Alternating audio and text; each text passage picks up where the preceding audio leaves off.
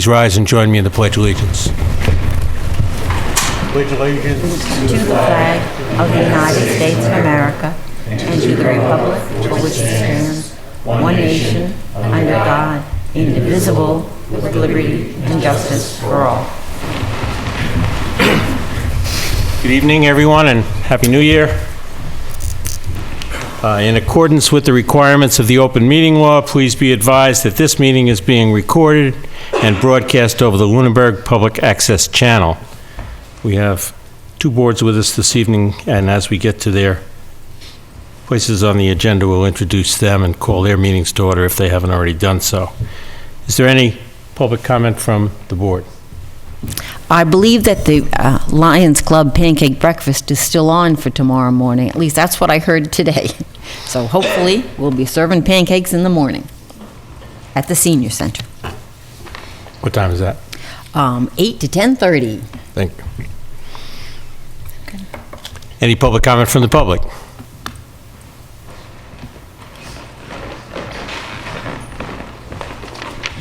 Good evening. Bill Tyler, 5 Graham Street. I'm here this evening to publicly acknowledge the service to the town of the late Lance May. As most of you know, he passed away on December 20th. One of his wishes was to have his service to the town recognized formally.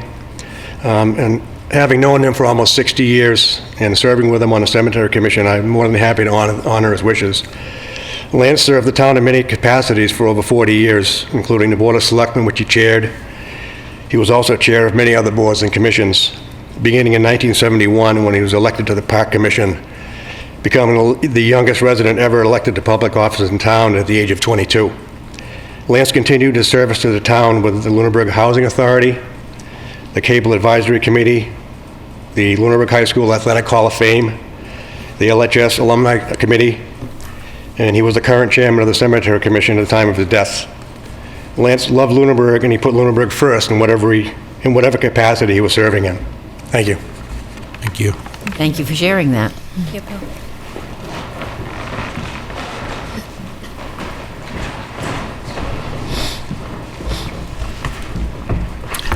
Carl Luck, 50 Sunset Lane, and I will try to speak up.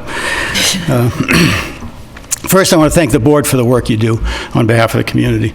I know it's a tough job, and I know there's very few rewards to it.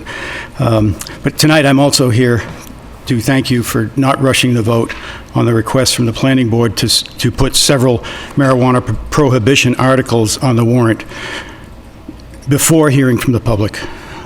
I applaud your position that you did not have enough information to make that informed decision yet and did not take a vote at your meeting on the 11th, and I thank you for that. That said, relative to the request being made by the planning board, in my opinion, the most important omission from the joint meeting was any discussion on concrete evidence that the community wants this warrant article. I just learned today that with the approval of the planning board, a letter was submitted to the BOS by the planning board director the day of your meeting on the 11th, which attempts to explain and justify this request. In that letter, they stated that, and I quote, "In their process, it became clear that there was a significant population that was in favor of prohibition of all marijuana establishments." The letter goes on to say, "Coupled with anecdotal evidence of the listening sessions the board has held over the previous 6 months at their meetings, there is a divided electorate." I have watched and/or attended most of the planning board meetings over the last 5 months and reviewed all available minutes that involved discussion on the marijuana zoning regulations and the planning board's desire to bring a warrant article on prohibition of marijuana to the town meeting. According to the available planning board minutes for the last 5 months, only 2 people have come forward at planning board meetings in support of any prohibition. Lost my place. Of marijuana. At least as many have made points inconsistent with prohibition. Where is the outcry from the silent but significant public? The only other hard evidence of public opinion that I have been able to find relates to the prohibition questions that were put on a survey by the planning board that was responded to by 150 residents.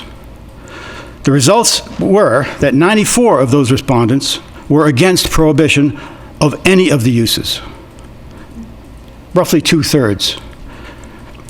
Perhaps the most controversial use being recreational establishments, 104 of the 150 felt that there should be no restrictions. As for cultivation, 112 respondents felt that it should not be prohibited. Perhaps the planning board has provided that information to the BOS, but it's concerning to me that these facts were not shared during the joint meeting, nor has it been made readily available to the public. To date, this documented voice of the people does not seem to have been heard or addressed by the same voices that claim to advocate for listening to the people. So I ask you to ask yourselves, how many in the community are truly pushing for this warrant article? Why the push from the planning board and one selectman to approve this so hastily? And is this the correct process at all? Again, where is the significant public outcry for another vote by our residents who have already spoken in support of legalizing marijuana? And I don't think we're excluding in my backyard. In May, and who may be hopeful that when properly regulated, marijuana uses in Lunenburg could actually provide benefits to our community. At a minimum, if the BOS proposed this warrant, I would hope that you would continue to seek the community's input before making a decision, as was suggested by the chairman at the joint meeting. At that meeting, there was clearly pressure being put on the selectmen to make a decision without giving time to do your homework, without giving all BOS members opportunity to participate, or most egregiously, without giving the community the opportunity to provide input in advance of any vote. Information gathering or debate should happen before town meeting, not on the floor of the town meeting. I truly hope you will take the time to do the homework and not agree to put this on the warrant because of an emotional argument made by one member of the BOS that you, and I quote, just don't really like to hear from the people. I would argue that a decision to put such an article on the ballot without time for public input and debate would in fact not be giving the public a chance to be heard. At one point in your joint meeting with the planning board, one argument they made was that if their proposed warrant articles were not put on the ballot, the public might put one on that is less desirable. This could be perceived by some as an attempt to suppress the public's voice and rights. In addition, for your consideration, if you proceed hastily to approve this, putting this prohibition article on the warrant based solely on the request of a few residents, what precedent and expectation do you set? Can any small group of people come to the BOS and expect the BOS to do their work for them in getting their special interest articles on the warrant? If so, I have a couple articles that people have expressed interest to me that I'd like to talk to you about that have more impact than I think this does. Please do not go down this rat hole. Do your own investigation or encourage the normal process and let the interested parties get the required signatures and submit their own warrant articles. If the planning board's sense is correct, there should be no problem in getting the signatures. I have a lot of respect for the hard work that you do, and I'm confident that this plea will not fall on deaf ears. Your decision could have significant impacts on our community and the warrant article process itself.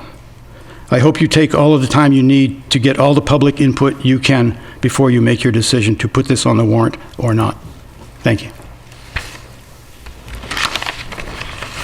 Now, we do have an agenda item, and the planning board is with us, so we're going to have some extensive conversation about that. Having said that, and we will open that portion of our meeting up to anybody who wants to continue to make public comment. Having said that, is there any more public comment in general? Yes, sir.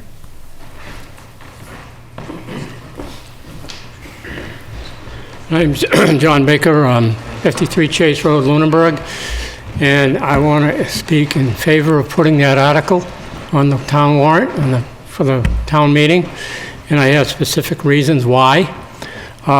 One, I spent a number of years in a local police department here.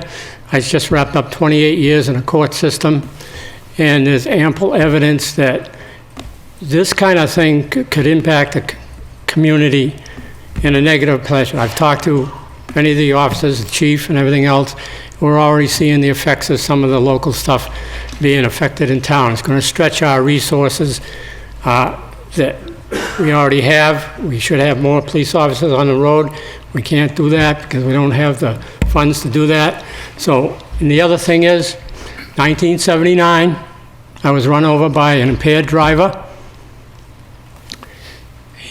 He had also, besides the liquor, he had 3 joints in the ashtray, burnt, so forth. Fast forward to 1985, I couldn't recover from all the injuries, and I was forced to retire by the town, and I lost my dream job.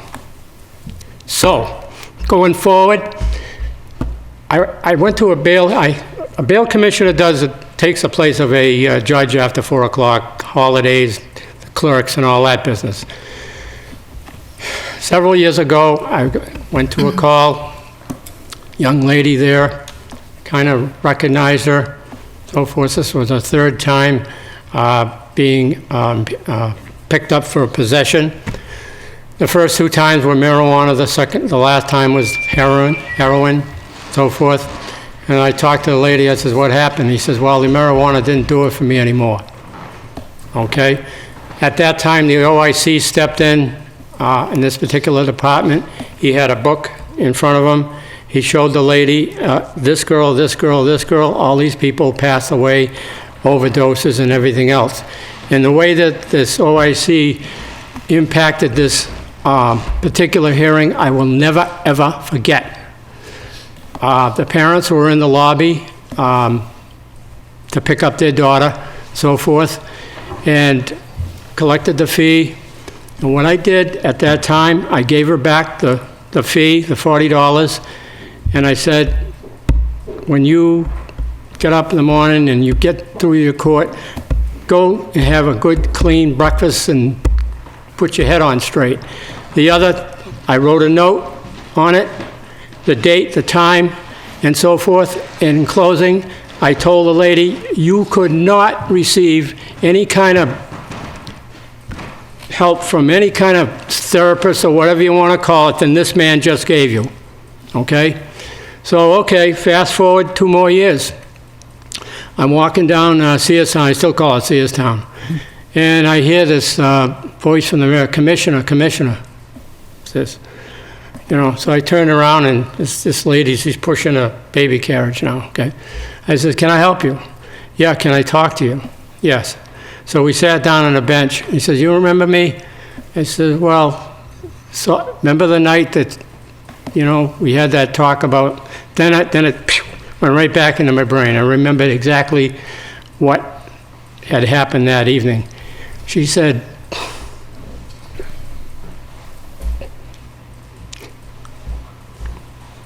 that night, you guys saved my life. And what that did was all the crap that we all go through, I went through, everything else made it all kind of worth it, And anybody that says this isn't a gateway drug is sadly mistaken, because it is. I don't care what doctor, whoever says. It does have an impact, and so forth. And so I get up to leave. She says, I still have the $20. She framed it and put it in her room. That's all I got to say. Thank you. Thank you. I'd like to make a public comment, if I may. Board comment. Okay. Okay. Just I know it's on our agenda, but in terms of just responding to the public comment about the warrant article, in regards to the planning board, I've attended almost all those hearings.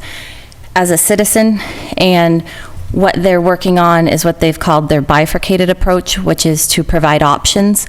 And at no point has anybody from the planning board put forth that their opinion is to proceed with any type of prohibition. They just want to proceed with a variety of options, prohibition being one of them. So to state at length that there's a group of people working towards prohibition, although that's my opinion, really what we're going for with the article and the opportunity to vote is to give the town the choice. And if people so overwhelmingly think marijuana is what people want, then there should be no fear in letting it go to a vote. It seems to me the fear is that maybe people do want prohibition. So that's my public comment. Okay. I'm going to move on unless there's any other public comment. All right. Our 7:05 appointment is for a public hearing on an earth removal permit. To all interested parties, the Lunenburg Board of Selectmen will be holding a public hearing on Tuesday, January 8th, 2019 at 7:05 p.m. at Town Hall, 17 Main Street, second floor, Bellotta Meeting Room, Lunenburg, on the application submitted by PSG Realty 393-435 LLC for an earth removal permit in accordance with Article 9, Section 9 of the town bylaws. Said application is for removal of 26,000 cubic yards of gravel located at 151 and 181 Leominster Shirley Road, Lunenburg. Plans are available for review in the Board of Selectmen office at 17 Main Street during the office hours Monday through Thursday. Signed, the Lunenburg Board of Selectmen.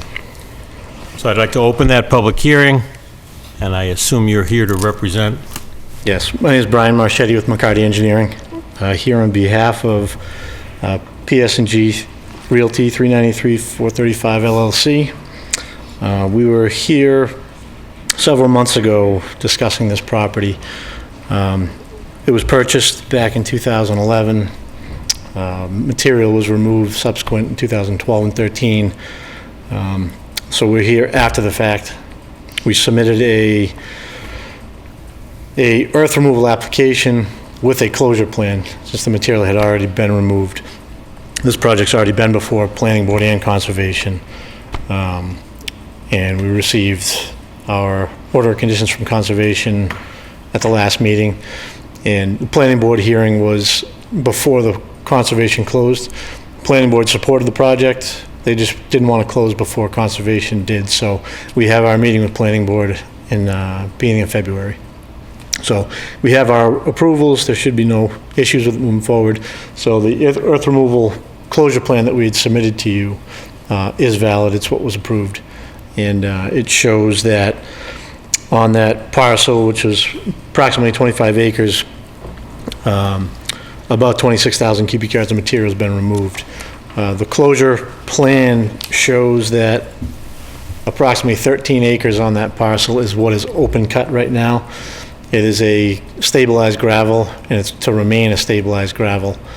That's where the processing and stockpiling for Palestone and gravel takes place. And as we've permitted now with Conservation and Planning, it's to remain.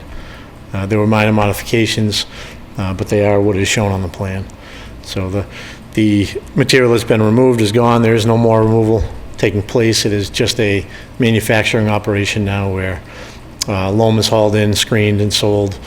Concrete rubble is hauled in, it's crushed and sold as gravel, as well as asphalt rubble that's brought in, stockpiled and crushed. So the closure plan, as you see it, shows the remaining area to be maintained as compacted gravel, or stabilized gravel. There is a stormwater basin on the eastern portion of the site within the gravel area that's going to receive all the stormwater runoff from the open area. There's no discharge, it all infiltrates, and that's the only stormwater mitigation that's being maintained on the property. That is shown on the closure plan, as well as the final contours and the remaining area, as I said, outside of the 13 acres is vegetated, and it's to remain vegetated. So we feel that the plan includes everything that the board requires. Is there any comments or questions from the board? I note that there's a note from the building inspector and from the land use director in the package recommending that we consider approving the earth removal permit, but delay the closure plan. Does Mr. Bernie want to speak to that?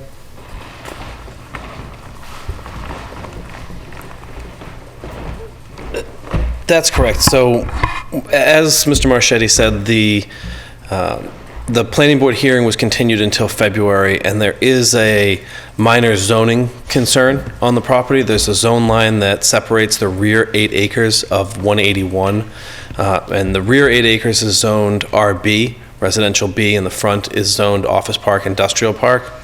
So the use that's being conducted on the property is not an allowable use within the residential B zone.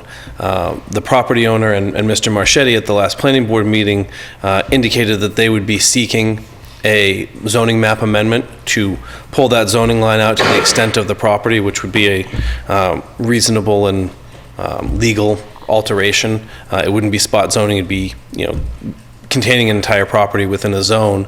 But that would certainly affect the planning board's final approval of the project, because if the rear 8 acres were not rezoned for some reason, then they would have to reevaluate how they're using the site and contain it wholly within the industrial district or up to 50 feet within the residential district. So the planning board will be continuing the hearing in February, and they've discussed several options on how they might proceed, but I think some of that will be up to the applicant once they've come to that meeting and had that discussion. But in general, the engineering on the property has checked out with our review engineer. Planning board is supportive of the project. They feel that the project is appropriate on the site. It's just figuring out those final details. May I ask a question? Sure. How close is the closest residence, if it's in a Oh, residential thousands area? and thousands of feet away. So, It's just a residential zone. So it's zoned residentially, and this property butts up to the Rod and Gun Club, which is on Lancaster Ave.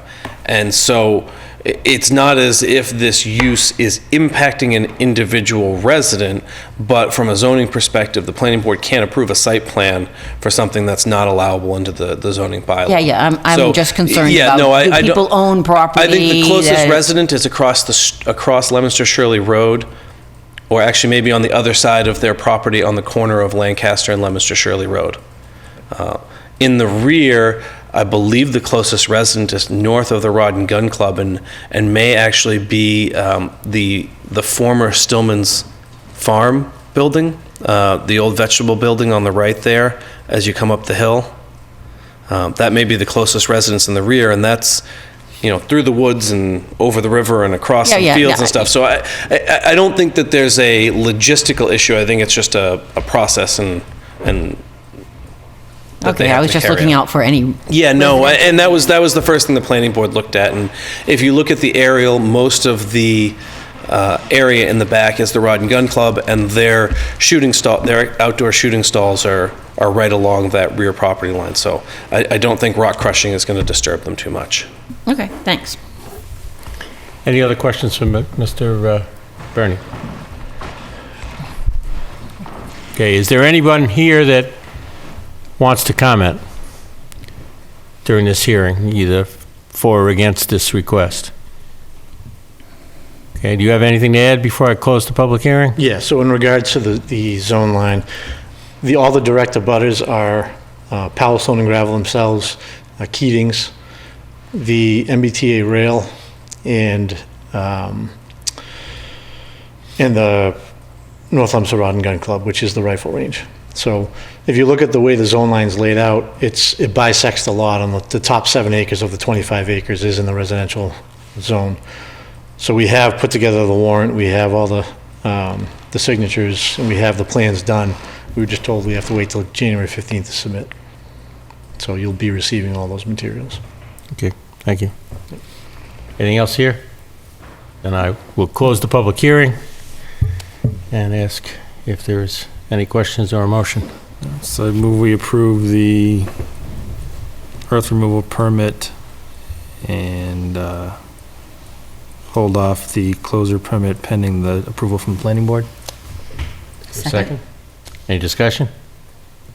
All those in favor? Aye. Aye. Any opposed? Okay, thank you. Our next appointment is with the Open Space Committee. Mr. Chair, have you called your group to order? We have. It might be appropriate, I'm not sure everybody in town knows who's on your committee. Could we just take a minute and introduce you? Sure thing. And then I'm going to turn it over to you. All right. Thank you. Brandon Kibbe, 146 Rolling Acres Road. We have with us Karen Menard, who represents the Recreation Parks Commission, Ashley Mallet, Richard Brockelman, both members at large, David Prokofiew, representing Planning Board, myself, also a member at large, Bob Pease, representing Conservation Commission, and Sarah Kammer, member at large. Thank you. Yep. We come before you tonight to discuss the notice of intent to convert the use at 994 Northfield Road. We were asked to review that notice of intent to remove on our December 20th meeting. It generated quite a bit of conversation, and I brought with me a letter that we've approved to have read into the record, and it might be the best way to kind of capture the full content of our conversation. So I apologize for the reading, and I had oral surgery this morning, so it sounds like I have something in my mouth, and I apologize for that. Dear Select Board members, on December 20th, 2018, the Open Space Ad Hoc Committee met to review the Chapter 61B notice of intent to convert to other use dated November 28, 2018 for 994 Northfield Road. The committee began the meeting by reviewing the proposal on its merits as presented in the notice.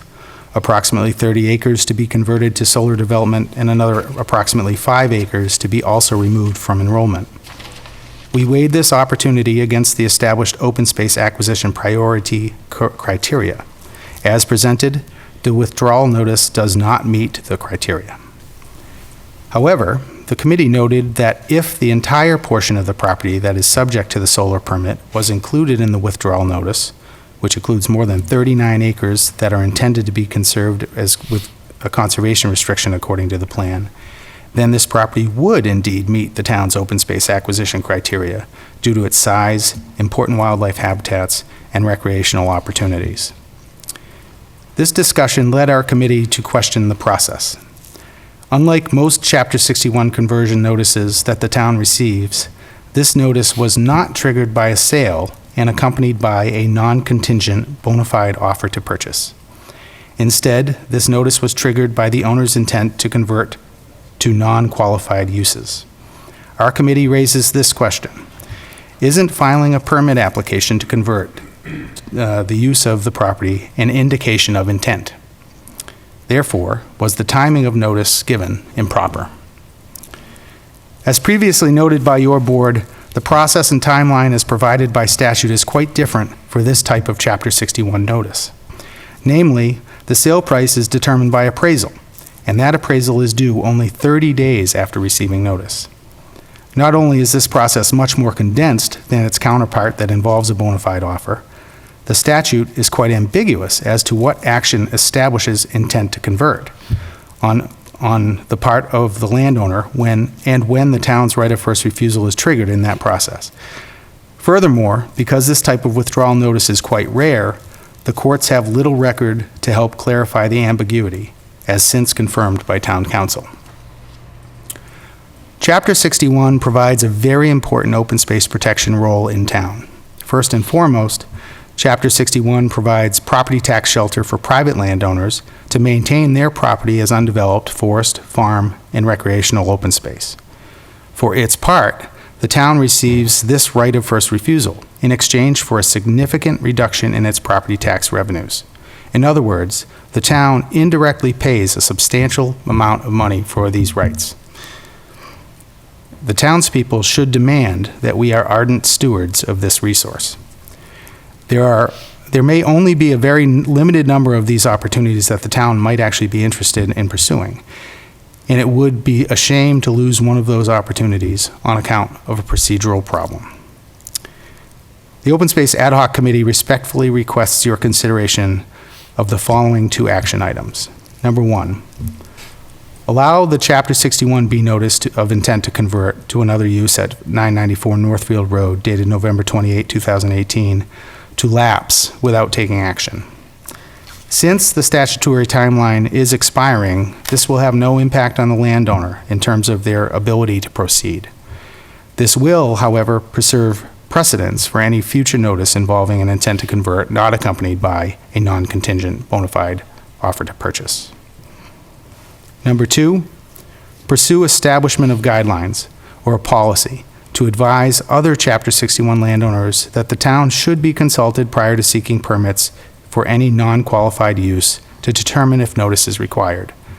Likewise, this procedure should direct land use boards to consider a property's potential enrollment in Chapter 61 programs as part of their regular course of business to assure that no notice is required.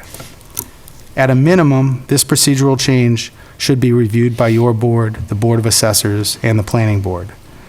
As part of developing these guidelines or procedures, we'd also recommend formally seeking guidance from the Department of Revenue on the question of timing for landowners to file these types of notices with the town. Thank you for your attention to these matters. Respectfully submitted, the Ad Hoc Open Space Committee. And we're happy to answer any questions you may have about those comments. I have been involved in several of the discussions with town council as we've wrestled through this, and would like to comment, but are there any questions or comments or? So you're not suggesting that anything changed with this piece of land, just going forward, how we can make the whole process much better? That's right. I don't think, speaking for myself, and I think it was the comment to the board, is this landowner has been through quite a bit, and clearly the town, whether it was formally notified or not, was aware that this was happening. Mm-hmm. And so, why get embroiled in some long and potentially litigious, that just doesn't seem like a good use of our resources. Mm-hmm. But we also don't think it's prudent to establish a precedent that might be carried forward with future withdrawals that might, mirror this. This, like I said, this is a unique case. We don't see this kind of withdrawal regularly. It's not common anywhere in the Commonwealth for all the enrollments that there are. Usually, it's a bona fide offer, and in fact, almost all of the case law has to do with the offers that come along with those types of withdrawals. I should also note that the Chapter 61 statutes went through a major rewrite in 2006. Almost all of that rewrite was intended to address the issues that the courts were wrestling with. It didn't touch this intent to convert without because it's rare? Because it's rare. So. I'll just, make one comment. When I was listening to the letter, it's like this detail came up at the very end, but it should have been triggered at the beginning because we would have known through this whole process that that land was in that state. Yeah, if it just is red flagged in any situation where somebody's seeking a use that's going to require this, any one of us could have picked up on this months ago and been prepared for acting on a process.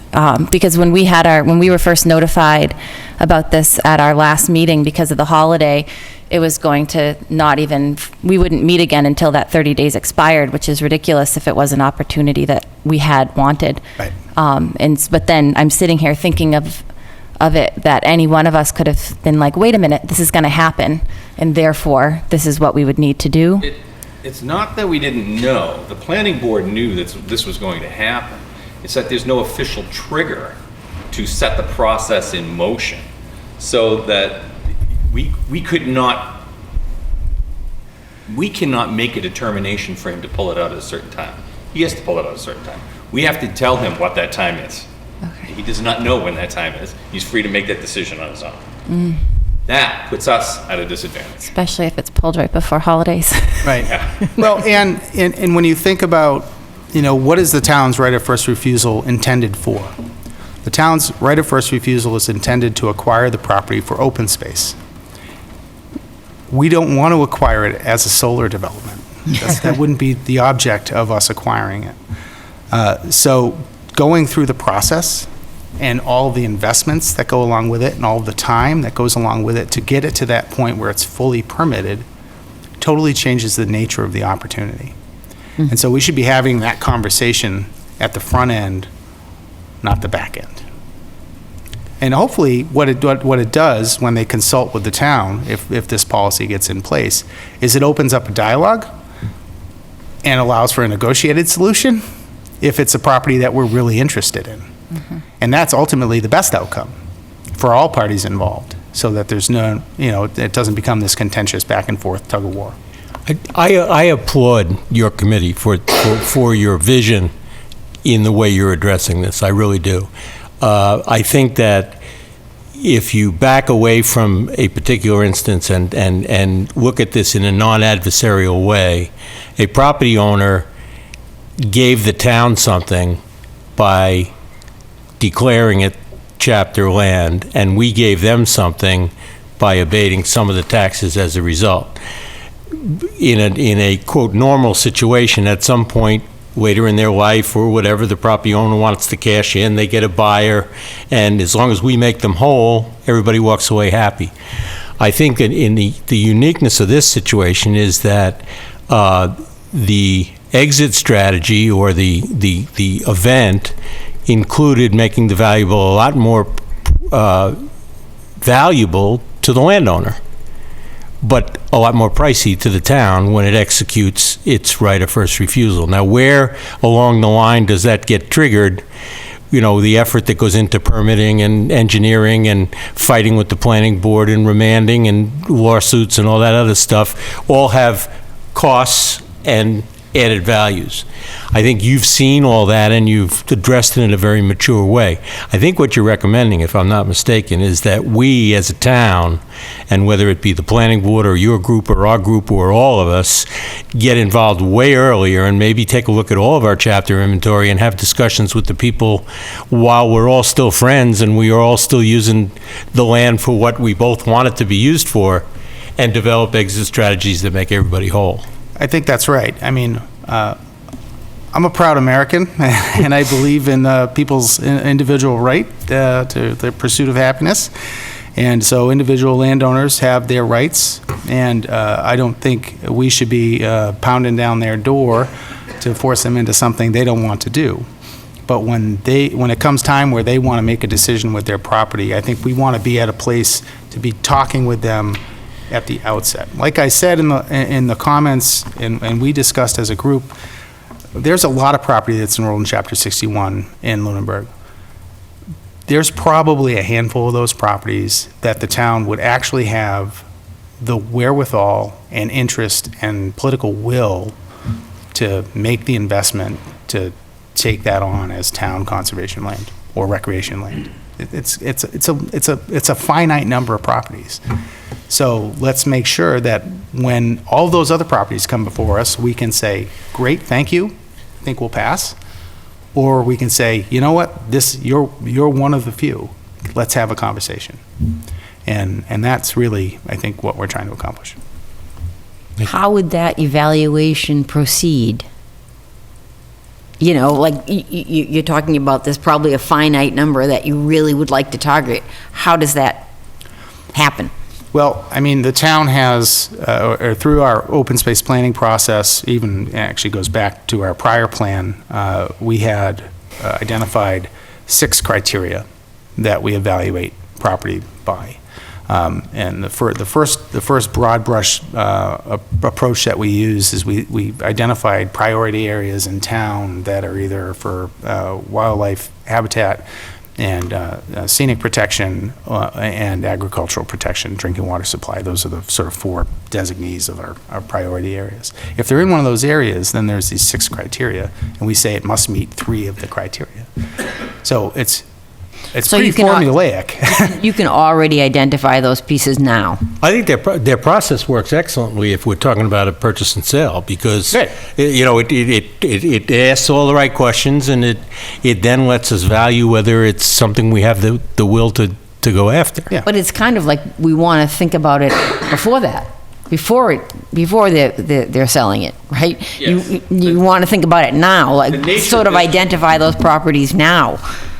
The nature of this particular large-scale solar is that a lot of the solar developers don't need to purchase the land, they just want the land for a specific time frame. They're gonna use the land for 20 years.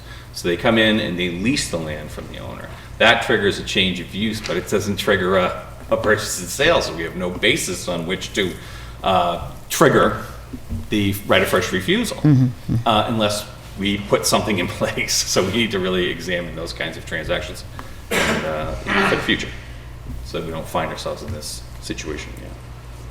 It's not just solar, I mean, Right.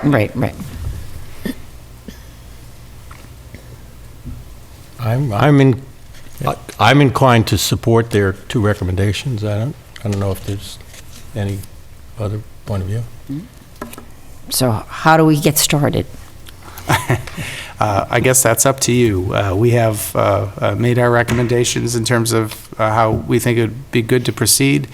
Whether that's, I don't know that our advisory committee would lead that charge, but if you told us we must, then we will. I think our first action item is to determine a vote to not, to let the right of first refusal expire without a positive response. Correct. So I move that we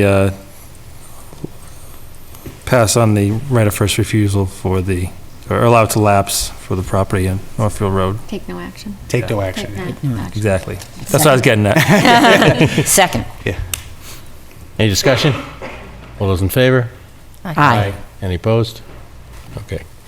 And then as far as going forward, I think we should put our heads together and figure out the best way to go forward. But Yeah, I but think I think we can totally support the effort to be a lot more proactive in this space. Now, on that same kind of topic of being proactive, I've looked at the amount of money the town's made since 2004, when land has been taken out of chapter, and it's $167,837.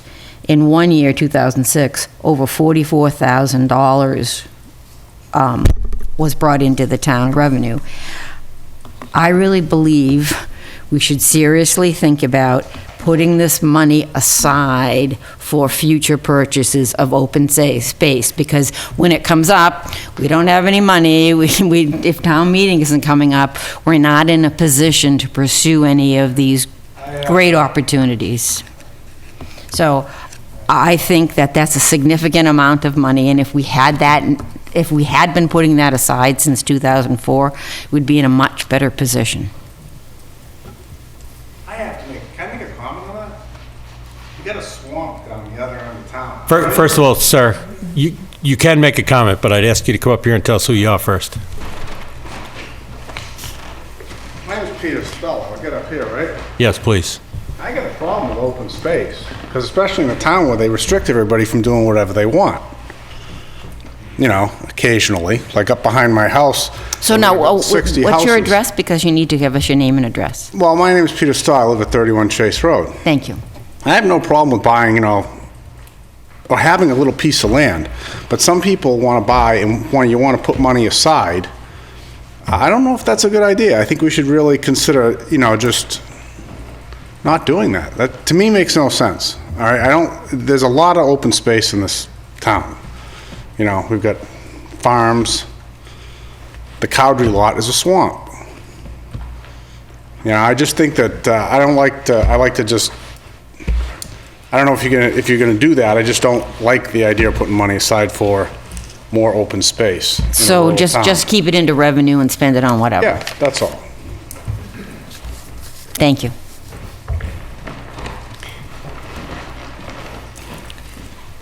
I would say a dedicated fund for open space conservation is a big decision.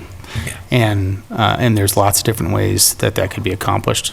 And I think, if we take a measured approach with how we look at that and see what makes the most sense, whether it's dedicating those funds, and those funds, when they're abated, are general funds. Right. So, it may not make sense to the previous speaker's point, to have those then go back into, I think it's worth debating, I think. And I think that clearly is a town meeting type decision. Absolutely. And I would want to make it in the context of our overall town budget and long-range capital plans and open space plans and several other factors. Yep. But the fact is, if we don't have any money set aside, we're in a very weak position to do anything about open space that comes up. So we need to put ourselves somehow in a better position, whether through, this seems like a logical place to do it, but it could be another way. I don't necessarily disagree, but I think that the Lane property is a perfect example of when the town came together and created the funds to do what was the town believed was the right thing to do, got some state help in the process of doing it, and it didn't require a kitty that we put aside. And I think that the bar to get the town to see it as a good idea is a good bar. It should be there, because I don't want to call it a slush fund. I don't want a fund that's easy to spend. I want to have these discussions. They're good discussions. Tend to agree. Does any of your committee or anybody else have anything they want to add before we move up to the topic? I do want to thank you again for being so diligent with this. Karen, will you run that up to the secretary? We don't have a copy of that, right? We're going to get it now. Great. Thank you. Hot off the presses. Thank you. Great. Thank you. Thank you very much. Thank you. I'll accept the motion to continue our meeting to the Ritter. So moved. Second? Second. All those in favor? Aye. Aye. Opposed? Terrific. Thank you very much. Yeah. Good luck. Thanks.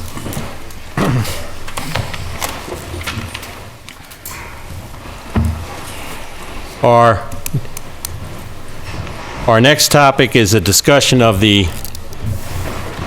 placing a ballot question on the annual town meeting election. And I believe that's a joint meeting with the planning board. Mr. Chair, are you going to call your group together as well? At 7:47, I'd like to call the planning board meeting to order. Okay. So this is a kind of a continuation of the discussion we had last time we jointly met. And we were missing a member who had some input, and I just felt that we needed to continue to have this discussion. I think you were missing a member as well. So I guess the discussion is predominantly on placing a ballot question on an annual town election ballot, but I think it also goes to, based on our opening public comment, it goes to the warrant article questions as well. I think they're both equally kind of part of the discussion in terms of there was a town election. There was an election in November of 16 where the question of legalization of marijuana or the marijuana question was on the ballot. As a result of that, the state made recreational marijuana legal. They're working through all their rules and regs on the state level. We're beginning to see that roll out. And in the interim, we're trying to determine what impact that has on our town. And if I'm not an expert on this topic, but I believe that unless towns that showed a favorable vote do something affirmatively, it just continues on and becomes legal in those towns. And what I mean by that is we do have the ability to, through zoning and planning and bylaws, we have the ability to regulate recreational marijuana on several levels, and we talked about the retail and cultivation and several others that you guys are way more expert than I am. And I guess one of the other possibilities is prohibition, and that's kind of where we are. I don't know if I articulated that well enough, but I think that's what we're here to talk about. Yes, I believe so. Because it was more than 50% in favor in the town of Lunenburg, we were labeled a yes town, so our prohibition is a little bit different. It was just 3% swings, 47 to 53. And if you want to, I'm not sure how much we want to repeat? Of course. Hi, I just want to comment on some of the points that were made in public session. The citizens of Lunenburg voted on the legalization of marijuana. What people may not have been aware of what the potential impact of that was, and the 5 potential uses that could occur in Lunenburg as a result of that vote. And it's cultivation, manufacturing, testing, retail, and transporting. The action of decriminalization of marijuana, in my opinion, may have unanticipated consequences that the citizens of Lunenburg may not have been aware of. When the marijuana moratorium is lifted, the planning board will be prepared with bylaws that have been fully vetted through the public hearing process. It will allow time for comment. It will allow the people's voices to be heard, and it will allow action by town meeting, as with any bylaw. However, if the citizens of Lunenburg don't want all 5 uses in our community, it's important that we take action, because that prohibition of 1 or 2 or none of those 5 uses has to be done by both ballot and town meeting action. The deadline for the ballot is mid-March. If we don't take action and put it on the ballot, and then the citizens of Lunenburg don't approve the bylaws or don't want some of the uses, it's too late at that point. So the issue is to take action, to put it on the ballot as 5 questions. To be very clear, it's not prohibition of marijuana. That is not what is being proposed. It is the potential prohibition of the 5 individual uses to ensure that the citizens of Lunenburg understand the potential uses that could occur in their community. Because again, decriminalization of marijuana is a very different thing than a retail shop in the center of town, for example. It's to make sure that this community does not experience unanticipated consequences, and to affirm the vote that was taken. And it is a prohibition on the 5 uses, not on marijuana itself, and it will allow the citizens to comment and to vote and to approve the specific uses that they desire in their community. And if the support is overwhelmingly in favor of all 5 uses, then that's what the ballot question will show. I don't understand what the concern is about putting 5 individual questions to affirm that all 5 uses are desired here in this town. May I, and I don't wish to beat a dead horse, but I don't know if you're familiar with weed maps. I've been getting this in my town inbox for 3 years, 2-3 years.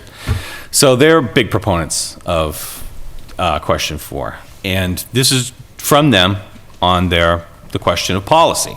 And I just wanted to read the section that has to do with what while we were going through this, was my guiding light. This is how I understood things would go. Okay?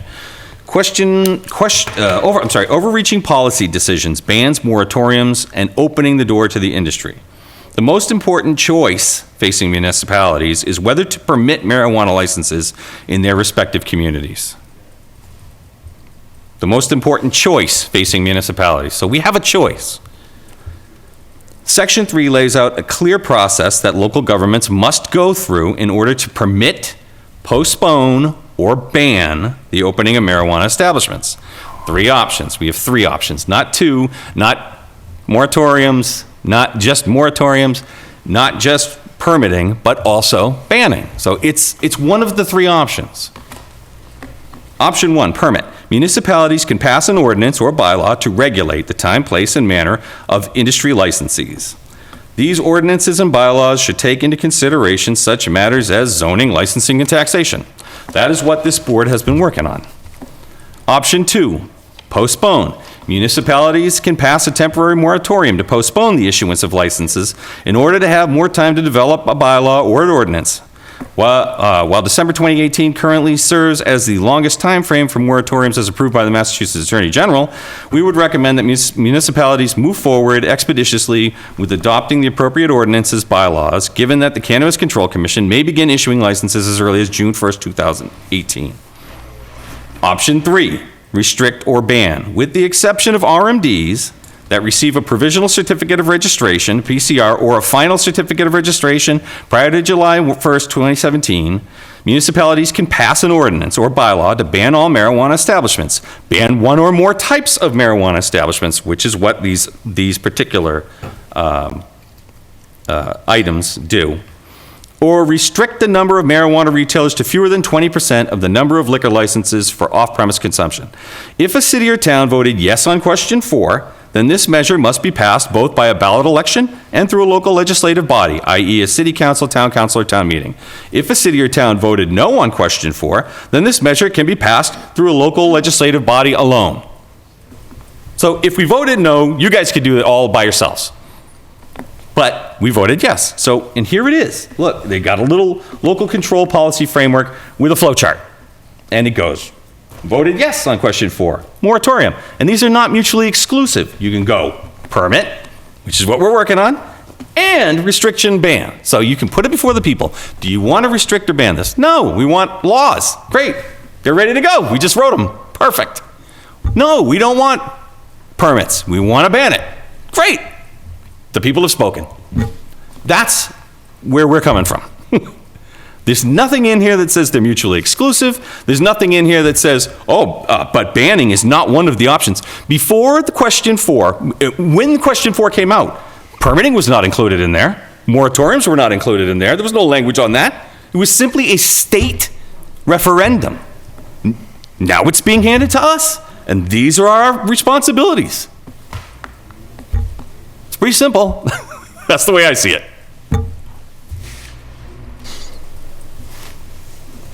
May I? I'd like to thank my fellow BOS members who worked to keep this topic alive so that more voices could be heard. When reading the task of the planning board per the moratorium warrant question, the warrant article as it appeared in the May 6, 2017 and the November 13, 2018 warrants states that the planning board's job is to address the potential impacts of recreational marijuana and shall consider adopting new provisions of the zoning bylaw to address the impact and operation of recreational marijuana establishments and marijuana retailers and related uses.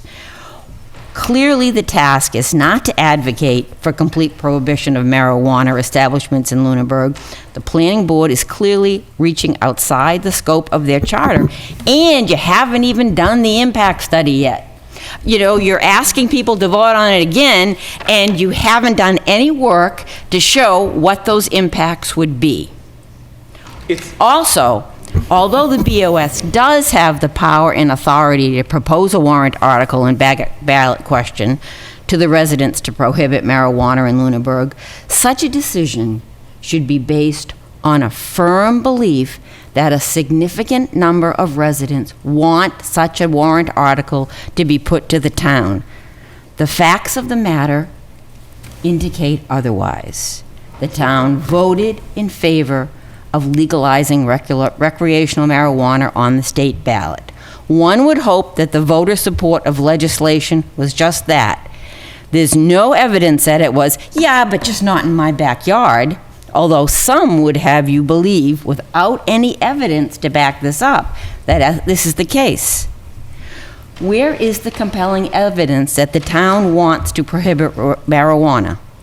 A significant number of Lunenburg voters participated in the state election decision. It's very likely that a much smaller number will participate in town meeting and the subsequent vote this year. There should be a very compelling reason and data to support revoting this, where fewer voices will most likely be heard. We have been inundated with citizen participation, emails, petitions, crowds of residents at BOS meetings when matters of consequences have arisen for them.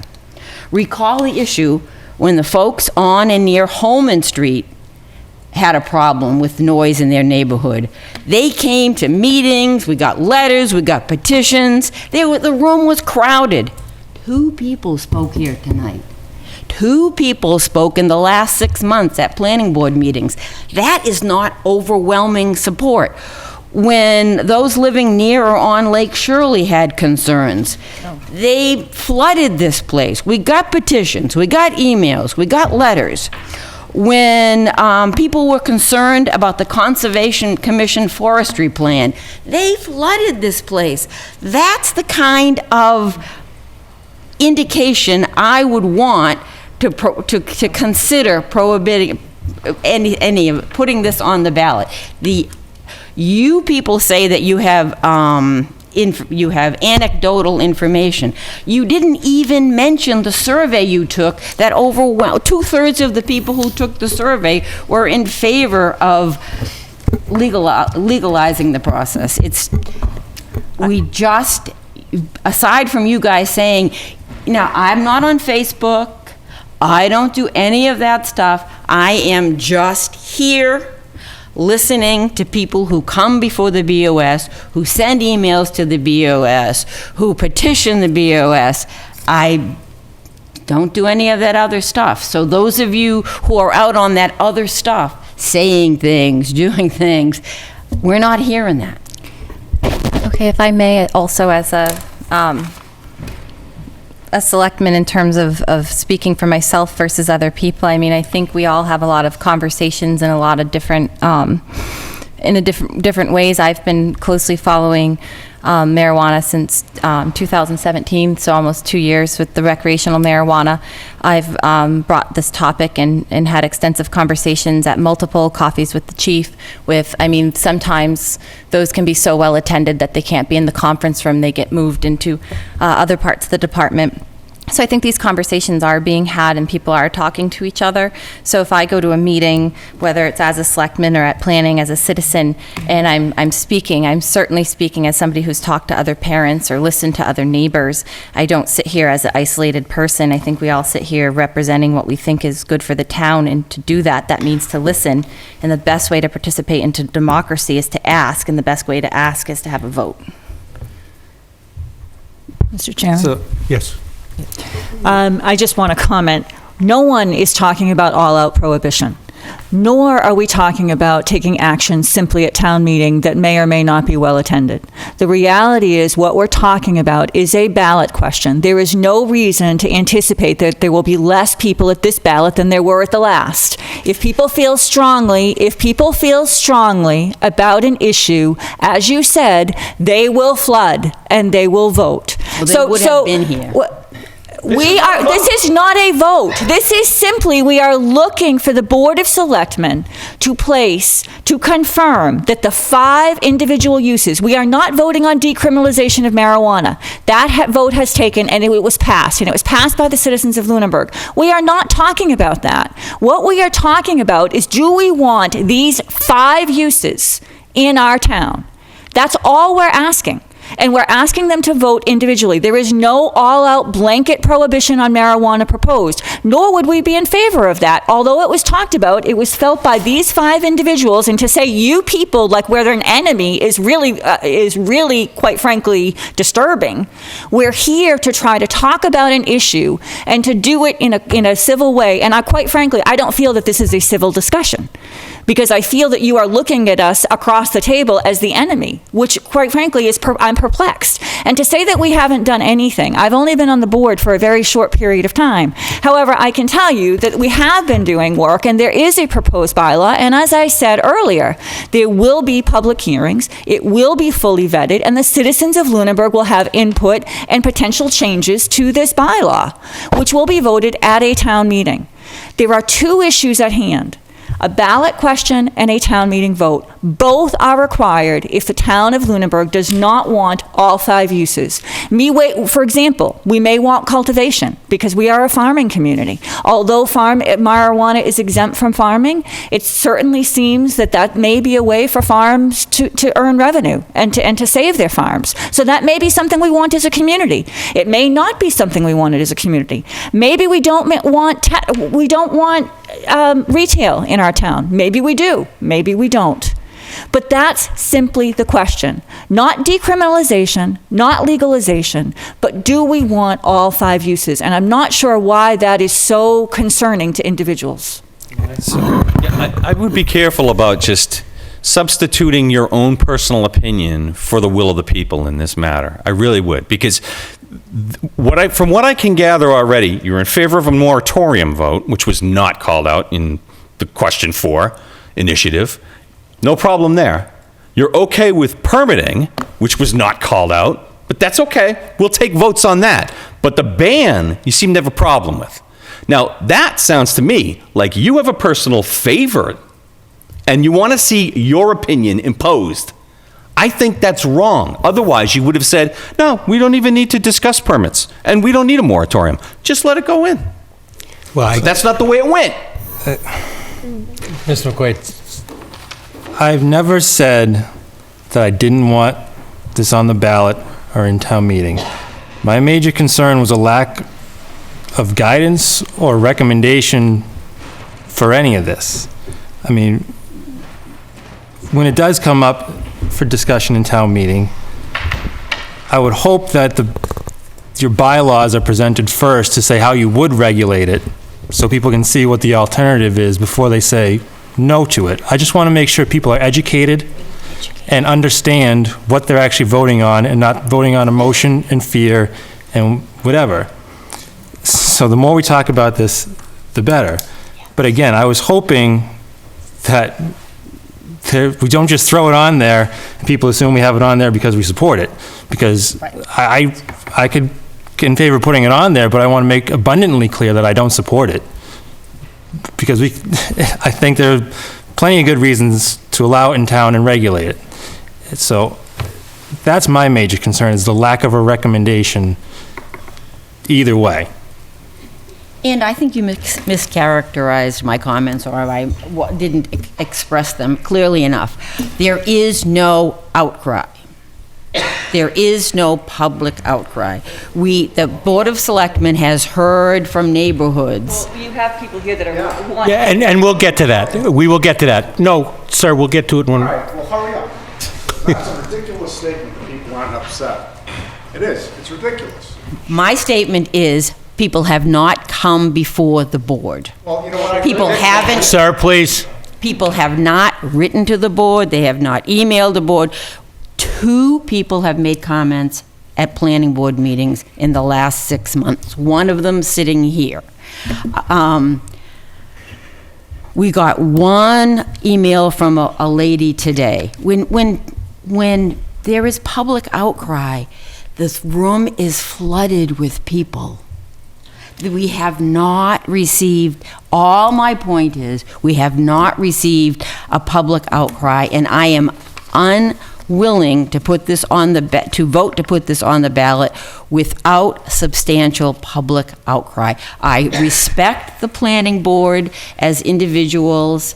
I feel like the impact study has not been done, that people have not been educated, and I would not vote to put this on the ballot. Mr. Chair, I think we understand. Excuse me. Okay. So, please don't mischaracterize my comments. I think there must... Oh, sorry. Mr. Chair, I want to sort of step back, since I haven't been an advocate for or against. I've been working with the board to craft the language that they want. And what I've seen from the board over the past, probably going back 8 months now, is they're looking at this, and there hasn't been an outcry for or against this. They've had a dozen or more meetings where they've discussed marijuana, and I think the most well-attended meeting, there was 10 people there. And I would characterize that it was probably 5 for and 5 against. And I think that what they're hearing and seeing leaves them perplexed as to a greater will of the people. And I think what I have heard from the board is 47 to 53 isn't a major swing either way. And we hear from different people in favor who have said, yep, we voted, we thought this was coming, and people who were against who said, we think that it should be legal. We find the arguments for the legalization of marijuana reasonable, but we're concerned about what the ancillary impacts are to the community. So the planning board chose to provide both options in so much as they're not advocating for or against either option, but trying to craft the widest variety for the people to choose. And I think that some of that comes from the complete uncertainty of what the long-term impacts of non-medical marijuana are on communities within the Commonwealth. This is a unique use in the Commonwealth that we have not seen. And if you want to look at other states that have legalized cannabis for recreational or non-medical use, the Commonwealth of Massachusetts doesn't compare to any of those in governmental structure, in regulatory aspects, in the way zoning is implemented and interpreted. And so the board has been hesitant to push prohibition or regulation for the purposes of the Commonwealth is a guinea pig. And the communities who have prohibited marijuana use or establishments so far, the majority of them were no communities, and they were just solidifying that vote. The ones that have regulated it, there's currently 5 establishments open in 351 communities. So we don't have a reasonable sample size of what the impact is. I've read numerous press articles for and against these establishments, and from communities that are going through the process of what we're doing right now, writing regulations. And some people point to the lines and the traffic and the impact of all of these people coming from all over the Northeast to these establishments as why they shouldn't permit these or why they should do certain things. And other people pointing at it going, there's only 2 of them. The more of them you have, the less impact there's going to be because less people are going to go to each of them. So I think the board is caught in a place that isn't admirable because this isn't uses that have existed. This isn't a car wash where we can look at it and go, there's 100 car washes within 20 miles of here. We can go and see what each of them looks like and how they operate. And furthermore, in zoning right now, this is a use you can't prohibit without this process. There are only 3 other uses that are codified in zoning that you can't prohibit. Adult uses, which you're required to have zoning for, or they're just allowed. Solar farms, which you're required to have zoning for, and in many cases, that case law is still being settled on whether or not they're just allowed. And registered marijuana dispensaries, you can't prohibit those. And that's a new change that they've made to the law in very recent times. Non-medical marijuana is this specter that the entire Commonwealth is dealing with, and we don't have a benchmark with which to look at and say this is what the impact will be to a rural community of 12,000 people. Nor does Boston have a benchmark or any community in between or below. So I think the board, they're in receipt of a draft bylaw, which they'll be discussing on Monday in their first draft. It's with town council for review.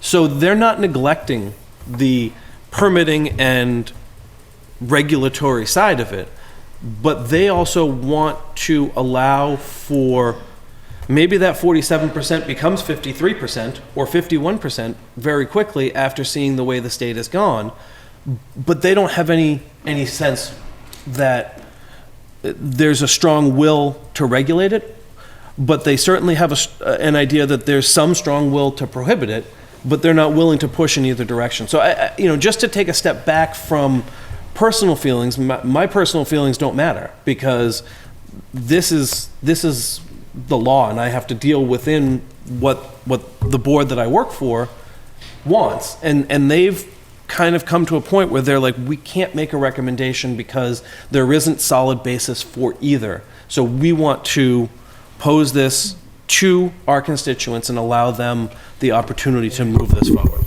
Let me share with you why I suggested we continue this conversation, and I may suggest we continue it.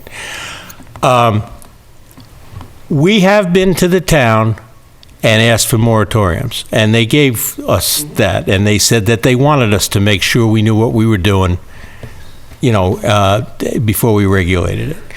The task of regulating uses, particularly new uses like that, is the task of the planning board, and we expect you to do that. Where I think it's a bit of a stretch, and where I would tend to disagree somewhat with Mrs. Bertram, is that the November 16th vote was a presidential election and a lot of people voted. And to say, 47 to 43, it sounds like it's a small number. It's 6,600 people voted, which we're not going to see next time we have a vote. And the delta is 400 people, which is more than we probably will see at town meeting. So to me, it's important. I think that it's clearly your responsibility to be prepared to regulate usage if the town goes forward with usage in any of the 5 categories or all of them. I think you leapt, or I think some people have leapt to the conclusion that people didn't know what they were voting for, or people would change their mind if they now knew what they knew then. I don't know that there's any evidence that says that, and I don't know if there's a way to get it. That's the one thing. If this comes to a vote, I probably will have to vote to send it to the voters, because that's the only solution I can think of. But I'll be very disappointed, because it'll be a whole lot less voters than the number that came out in November. Mr. Chair, if I may speak. Sure. Can I contribute as part of the group? Okay, Sure. Thank you. Thanks for the eye roll as well. One thing is, you at the last meeting we talked about this. You talk about the previous electorate and its size when it voted on an entirely different circumstance. Question 4 was a state question to legalize marijuana, and the amount of people that showed up have no impact on any future vote. So Trump won the last election. Since he can run again in 4 years, let's just assume he's going to win again. Why vote again? We'll just say he can go again, and people came out and picked that, so let's just go forward with that previous vote. We don't live in a democracy that retroactively takes a previous vote and applies it to the future.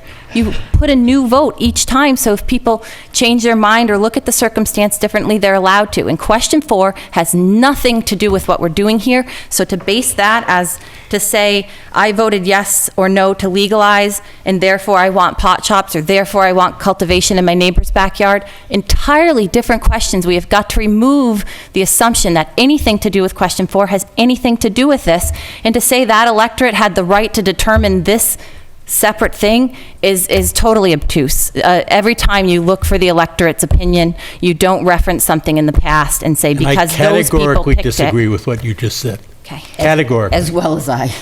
And then I just had a question for Paula.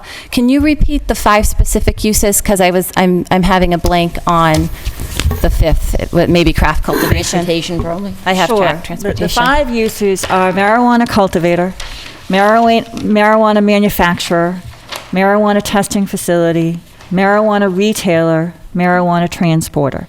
And I had asked Adam to make this point, but since I have the microphone, I'm going to make it. If we don't put this on the ballot and we go forward with the regulations in May, they will be passed, and any permit that comes in will be permissible under these regulations for any and all of the 5 uses. I, unlike some of the speakers, am not looking for an all-out prohibition. It is my personal belief that I believe we have a responsibility to affirm that the people of Lunenburg did not simply vote on decriminalization, but they are voting to accept all 5 uses. And both are required, a ballot question and a town meeting vote. One, if both of them don't pass, then the regulations that are passed by our community will be what governs. We will not then have an opportunity to go back and deregulate if we were to receive applications. So I want you to understand that if we don't put this on the ballot, we have all 5 uses. Regulated if you've done your job, and I believe you have. And as I said, we are in that process. But is that what the town of Lunenburg want? That's simply what we're looking to affirm, is they want all 5 uses in their community. If I may, real quick, and I'm going to hand it off to Tanner. I actually agree with Ms. Adams on this because I did not vote to ban marijuana or not ban marijuana when I went up for question 4. I voted on whether or not we're going to legalize it as a state.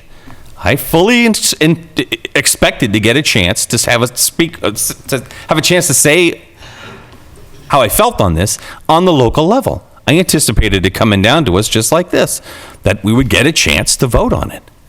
So I think it's irresponsible, again, to say that those votes are relative in any way to a completely different question. Thank you.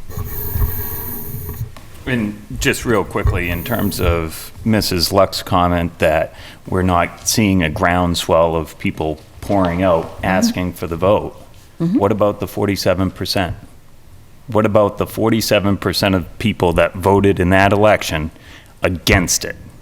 What about the 53% that voted for it? But those 47% could be 51% now. A lot of time has passed, and now we have a much clearer understanding of how this whole thing will develop.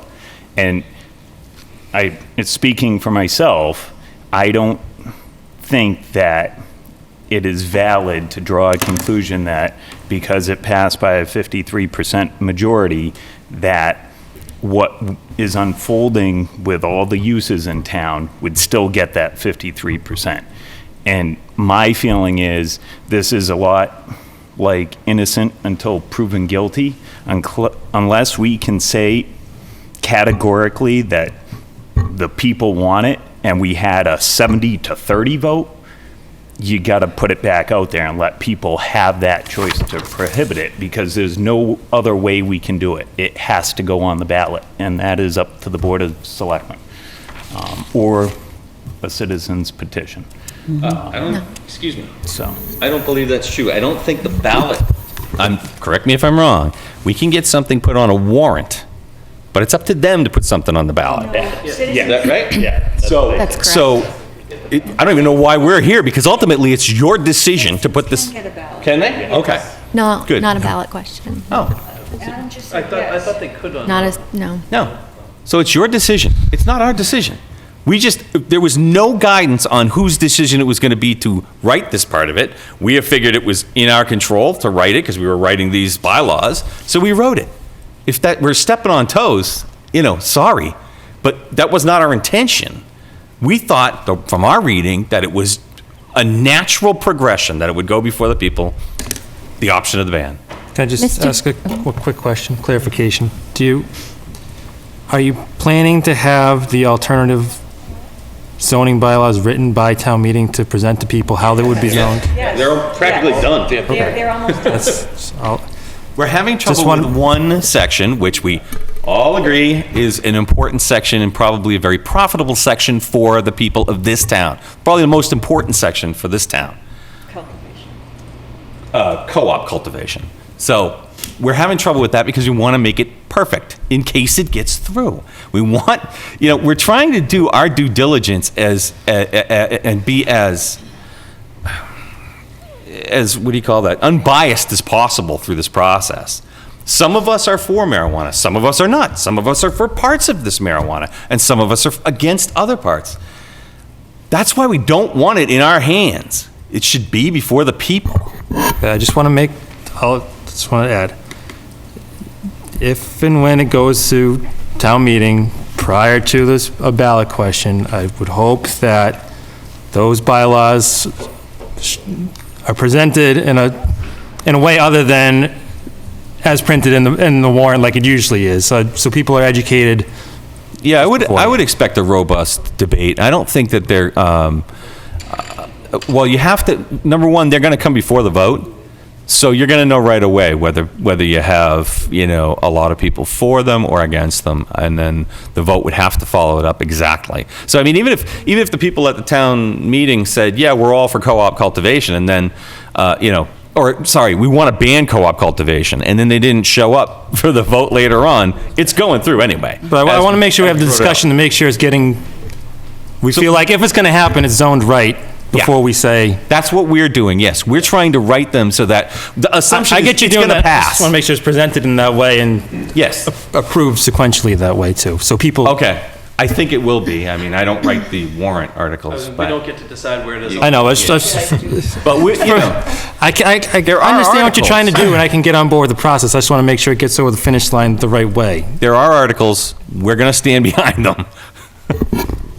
Mr. Chair, can we open it up to the public just to see? I plan to, yes. Okay. Can I May I make make a one more comment? quick Hold on. point? Yeah, that's why we didn't do it yet. Go ahead. And I think that, to Mr. McQuaid's point, the board has always intended that there would be 6 warrant articles that they will place on the annual town meeting. 5 articles for the prohibition of each individual use, and 1 article that is the totality of regulation for the marijuana, for marijuana zoning. And they may propose in the coming month or so to the Board of Selectmen that they may wish to place a general bylaw on there taxing retail sale of marijuana to the 3% local, because why not get that money? Similar to the, there's a 3% local excise tax. And why is that a planning decision? No, I said they would propose to the Board of Selectmen Oh, okay. that they may wish to place that article. And it's not a planning decision, which is why they would propose in their discussions to the Board of Selectmen that this is something you have the opportunity to do, and it would match up with these regulations in this way. So the planning board is planning 6 articles, 5 individual prohibition articles, and 1 total regulation article that covers all non-medical marijuana businesses as they currently are permitted. And all I was saying is that the 1 gets presented before the 5. Yeah, and I think that's a reasonable discussion. Okay. Sure. My comment really doesn't have anything to do with recreational marijuana. It's more about the board has talked about how we can assist boards and committees and departments. And the planning board is coming before the board for assistance. So I'd like you to look at it in that perspective. Okay, I am going to open it up to the public with some discretion. Anybody is welcome to talk. Let's try not to spend a lot of time or cover ground that's already been covered, but feel free. Anybody have anything they want to contribute?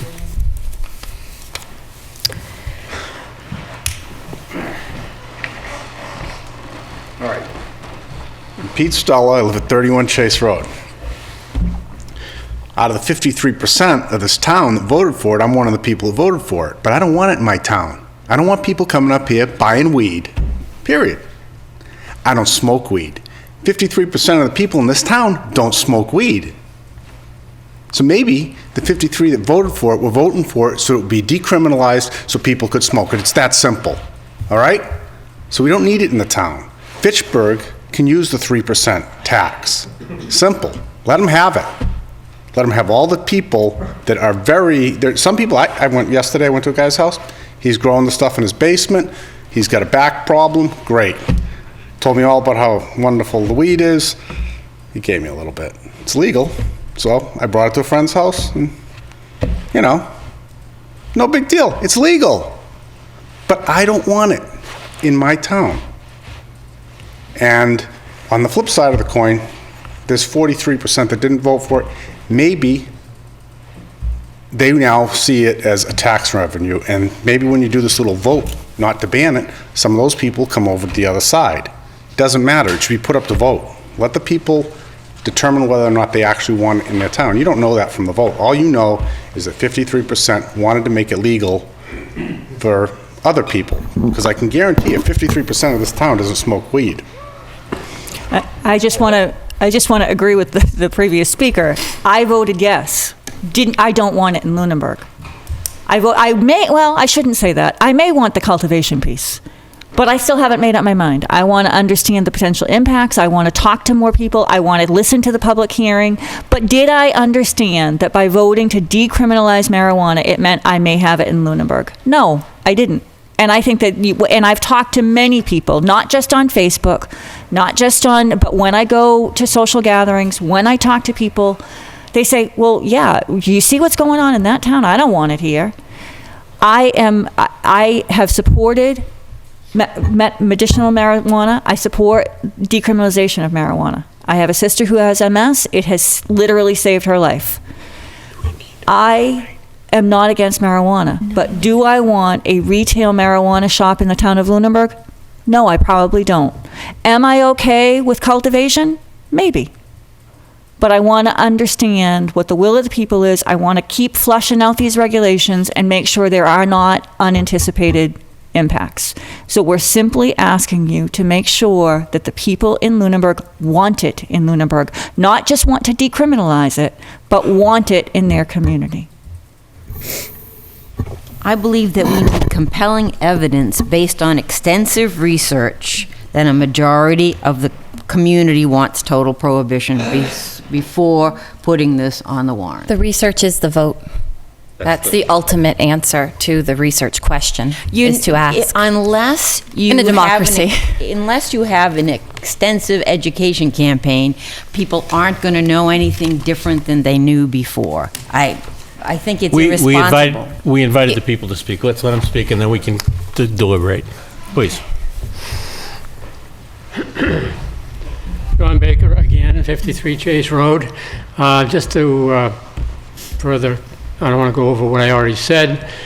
However, when Colorado went ahead and did this and they let people sell it any way, which way, the incident of crime and substance abuse and all that other stuff rose 35%. We're not going to know that in this state until time passes, okay? Going back to the police department, Chief Marino's done a fabulous job shaping this department and doing a heck of a nice job with the personnel that he has, and I support the way he goes about selecting people. But here's the deal. In other towns our size, they have more police officers on duty than we do. And what happens is we get a lot of areas like Walmart and, the lake regions and all that stuff that take up a lot of service time and so forth. So other parts of the community, let's take Shirley Limits, the road and all that other stuff where we don't have the opportunity to patrol there like we should because of lack of manpower. If we have this kind of problem in town here with pot shops or whatever you do it, it's just going to stretch the resources of our department furthermore. There's enough of a problem with the opioids and all that, we all know that, and so forth. So you're looking for ways to analyze the impact of this type of thing. Well, that's one of them. Okay, I can speak to that because I've been involved in it for years and years, okay? And so forth, that's my comment, okay? As far as somebody gathering some information that is going to impact the town in a negative way, well, that certainly will, in my opinion. Thank you. Thank you.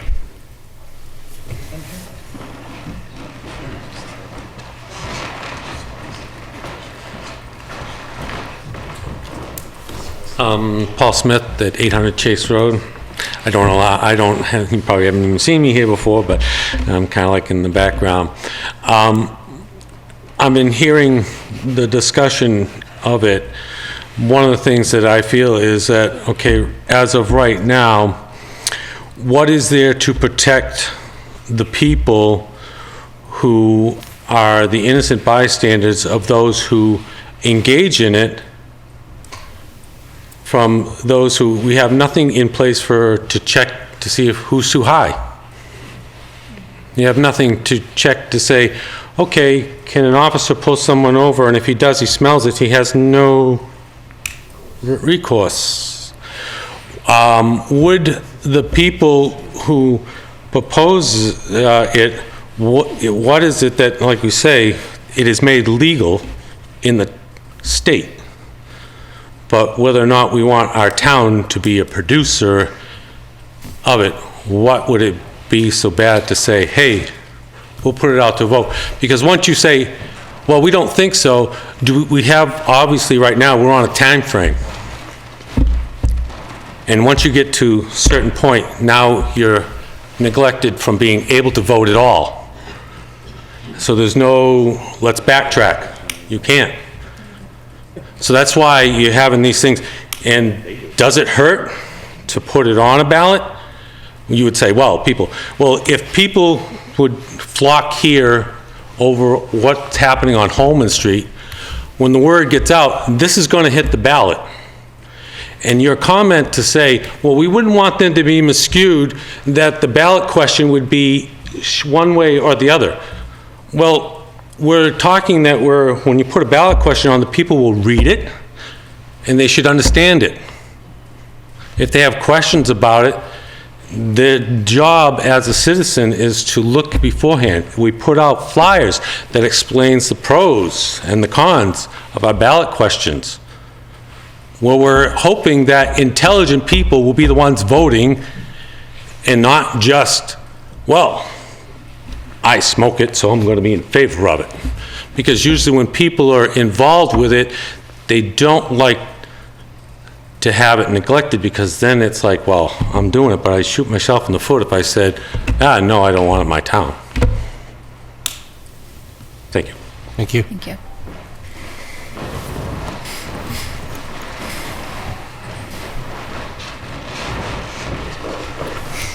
My name is Dr. Gary Moritz, and I'm the lead pastor at Twin City. I'm also a former United States Marine and a university professor for one of the largest Christian universities in America. I come before you, putting all that aside, as just dealing with the aftermath of the drug.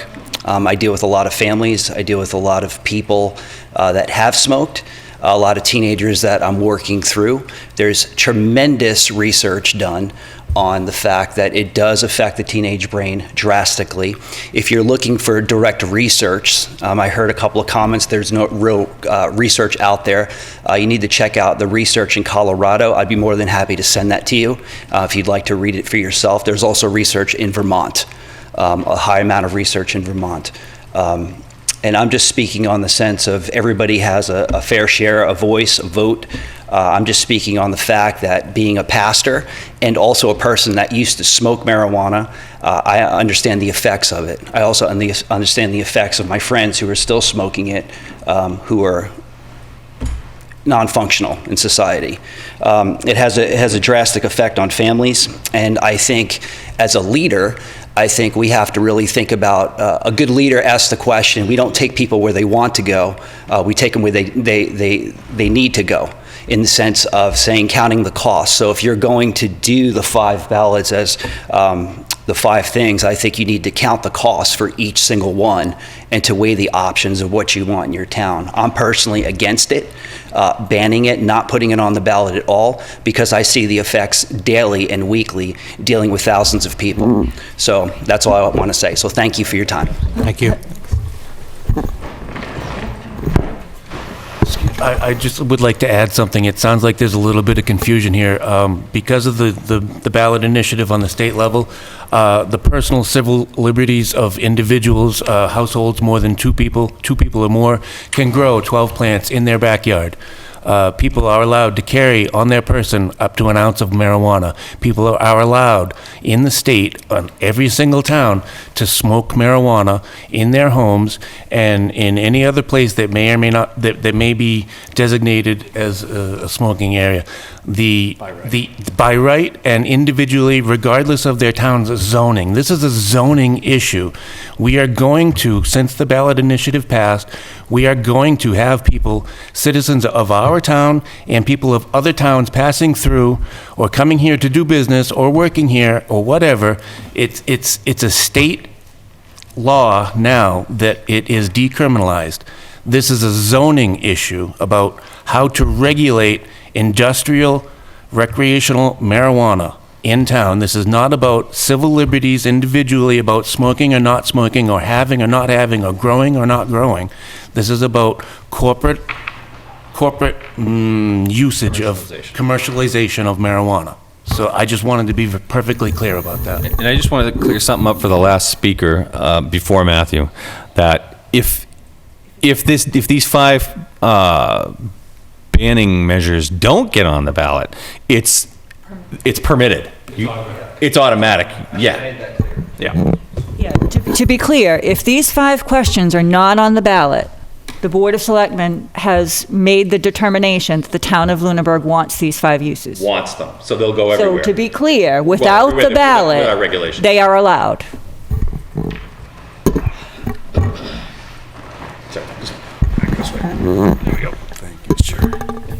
Carl Luck, 50 Sunset Lane.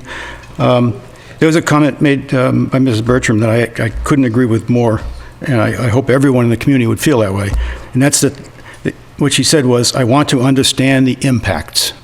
And I think if and when this goes on the ballot, I think it's the planning board, the selectmen, anyone else's responsibility to make sure that the impacts of the vote are understood, the pluses and the minuses.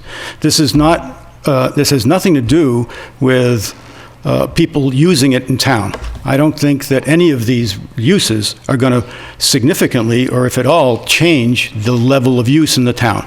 People are still going to drive the way they're going to drive. If kids can get it next door, they're going to get it anywhere. It has nothing to do with whether whether marijuana is a good or a bad thing. It has to do with these uses in town.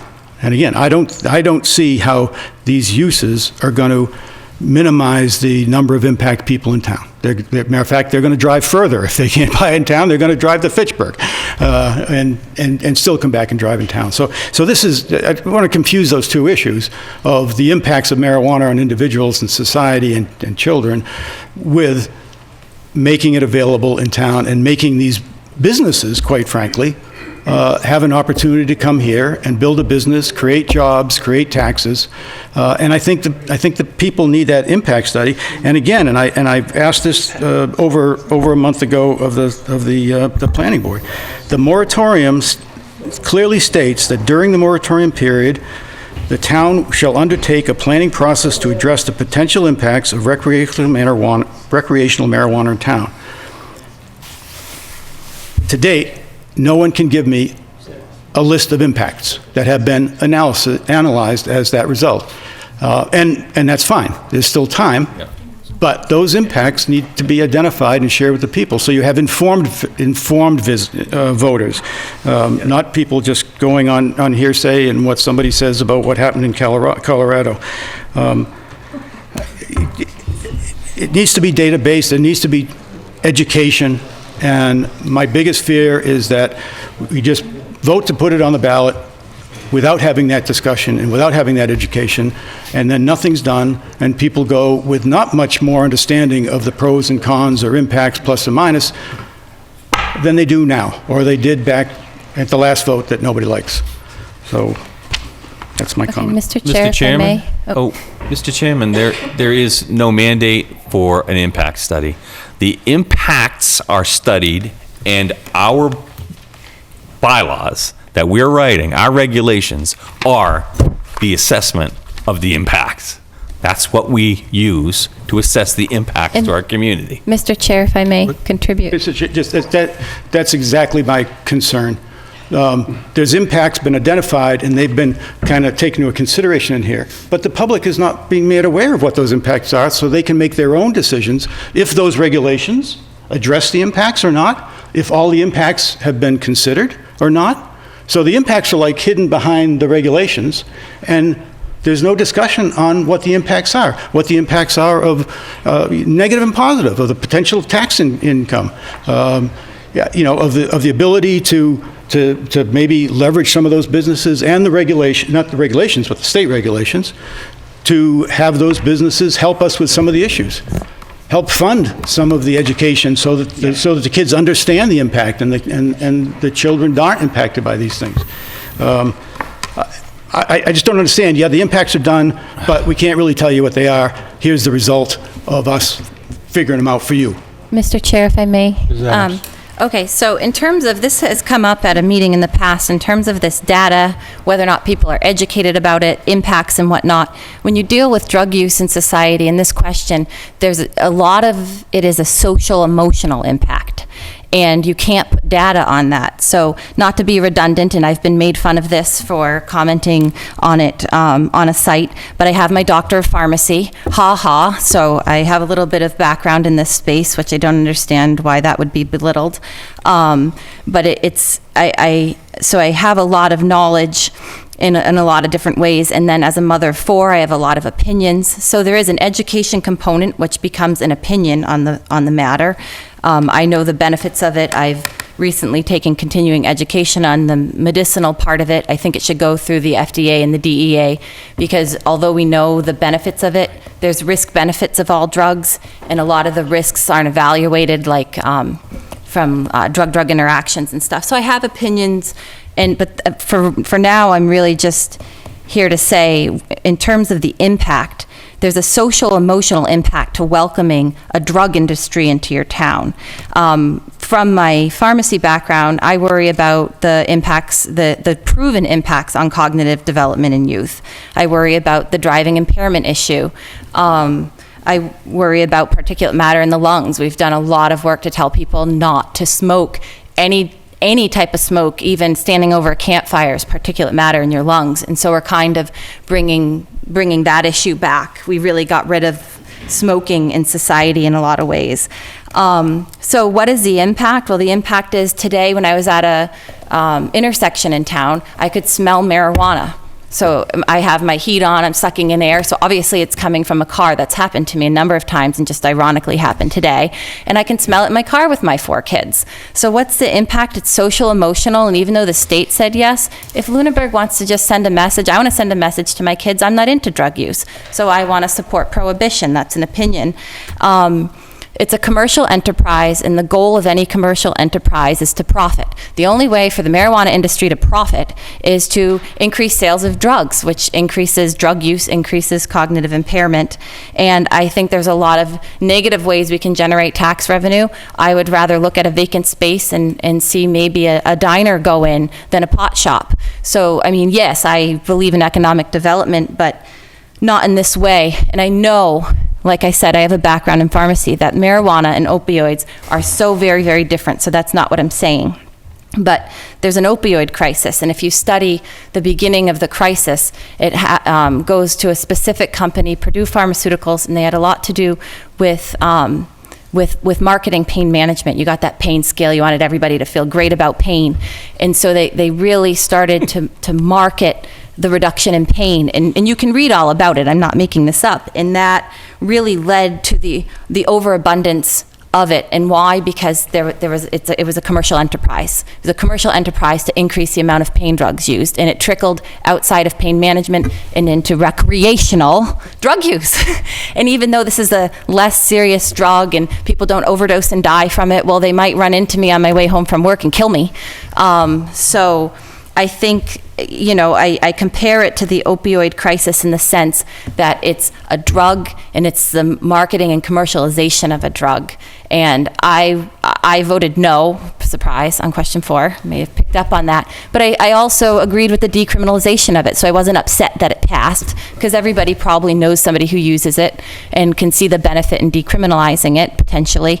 But this is just give people the opportunity to shape their own town. The fact that we would sit here and take away the chance for people to vote on anything is just, I'm dumbfounded. Nothing should be decided here if it could be decided there. And that's my overall opinion.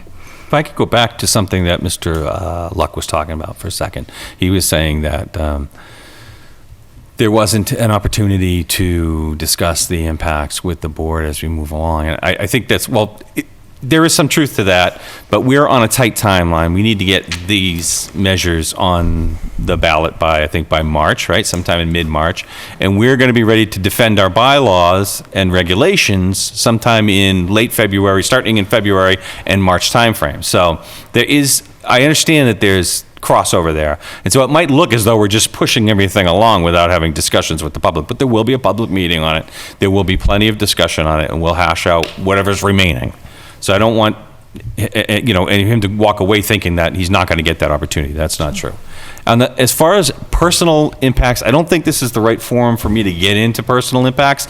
But I've got drug use, drug abuse, drug dealers, you name it in my past. Anybody who wants to know about the impacts can ask me. I'm very open about it. I've spent time in a coke den, so anybody who wants to know, I can tell you exactly what the impacts are, and they're not good. Mr. Chair, if there's, well, let people finish up with public comment, but if there's no more, I'd make a motion. Is there any other public comment? Sir?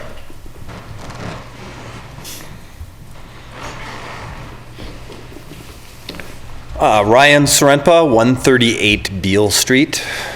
And I just want to share with you that I am a person in the community, along representing my family, who wants this on the ballot. And I think it's perfectly reasonable to put it on the ballot with the requisite information that's been provided here, because if we don't put it on the ballot, then there's no choice. So that's what I'd like to say. Thank you. Going once, going twice. So I'd like to make a motion that we put the 5 articles on the ballot as requested by the planning board. Is there a second? Second. Is there any discussion? I just want to add in the same breath of saying that, I put that motion forward because I want to hear the impact, hear the input of all the people for all the reasons that we just heard tonight. But I just want to make it clear that I think having marijuana use, the uses as described in town, would be a good thing for the town, because I wholeheartedly believe that having a pot shop in Lunenburg is not going to cause one more person to start smoking marijuana. I've been around people who use drugs for a big part of my life. A lot of them are friends, a lot of them are contributing members of society, but that they've been using marijuana much longer than has been legal in the state. And I don't think having a pot shop here or having it be legal is going to create an outpouring of use. It's just going to formalize and make safe drug use that's already been happening. It's going to take money away from drug dealers and cartels who have been profiting and creating even worse situations in our country. And I really think, again, formalizing it, make some money off of it with taxes, make it safe, and give people a safe place to get these things is the right thing to do. And another thing is with the opioid issue, one thing you're not going to get at a pot dispensary, a real one, is a drug dealer saying, "Oh, that didn't do it for you. How about you try this other thing I have?" You're only there for pot. So, again, I think that's an added just layer of making it safe. I would agree. And I think increased local access, only legal purchase of marijuana is allowed. Residents who want to purchase marijuana will go to a neighboring community if it's not available locally. We raised our children in a neighboring dry community. Although alcohol could not be purchased locally, anyone who wanted alcohol needed only to drive a short distance. It doesn't matter. Being a marijuana-free community will not decrease the amount of marijuana that's smoked in Lunenburg.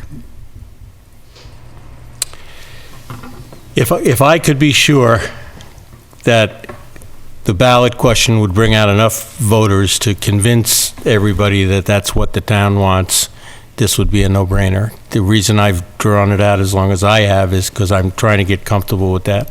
I do support the motion. But I just have a feeling that we're going to have a smaller number of people weigh in, and I don't believe it's going to be a mandate on what the town really wants, but it's the system we have, and it's what we deal with. And I believe that we should not vote on this tonight. I think we need more opportunity for people to be heard. There are just very few voices have been heard. Well, I think to the point now, if we put it on the ballot tonight, that officially starts the discussion to But it's on the ballot. Yeah, we've had a motion that's been seconded. I think we have to vote on that motion. If we vote to put it on the ballot tonight, we have until whenever the ballot closes to change that vote if there's an uprising. But unless this gets voted down and you want to make a motion to wait, I think we have to vote on this particular motion at the moment. Yeah, I know, but I'm just saying I'm not going to vote for it because I don't think we've had enough input. It's also, I don't think we're going to get a flood of people who say, take it off the ballot, because for the same reason you don't see a lot of supporters here. They don't want to be out themselves as people who use marijuana, because there's still some stigma to it. There's implications for employment and what have you. Right. So I don't think we're going to get a bunch of people saying, don't put it on the ballot, in person anyway. I think when it's actually on the ballot and they're in the voting booth by themselves, that's when we'll get the real poll. But until then, I don't think we'll really It's know. the system that we have. All those in favor? Aye. Aye. Opposed? Opposed. So unless we have a further vote, it'll be on the ballot. We'd have to vote to take away the vote. That'd be fun. Thank you very much for your input. Okay, if it's moved and seconded, I'm just going to have about adjournment? None. All in favor? Aye. Thank you. Thank Thank you very much. Our next item is to deal with the resignation by the library director, Martha Moore, effective March 30th. I didn't see a letter in there or anything. No, this is just notification to the board. This goes through the Library Board of Trustees, but I wanted the board to be aware that the library director has resigned and she's retiring. Could I ask you to keep it down, please? Thank you. Okay, so there's no vote or anything required? There is on our not, part? Okay, no. thank you. And there's a vacancy on the Cemetery Commission, and our plan is to have a joint appointment tentatively on January 22nd. Correct. Okay? Yeah. And we have posted that and have candidates, Been or we expect candidates? posted. Or? I haven't seen any applications yet, but it's been posted. Okay. Well, we'll plan on that for the 22nd, and we'll see where we stand. Thank you. Town manager report? Certainly. First item is a ADA project grant from Mass Office on Disability. So I received notification from the Mass Office on Disability that we received a grant award in the amount of $7,500 for accessibility improvements to the Lane, Cowdery, and Small Town Forest properties. We were not awarded the planning grant or the two other project grants for North Cemetery or improvements to town facilities, but we will be able to reapply next fall. Update on Tier 3 Complete Streets application. The Mass DOT Municipal Grants Program Administrator contacted me today to relay our request for Tier 3 Complete Streets construction funding was not approved.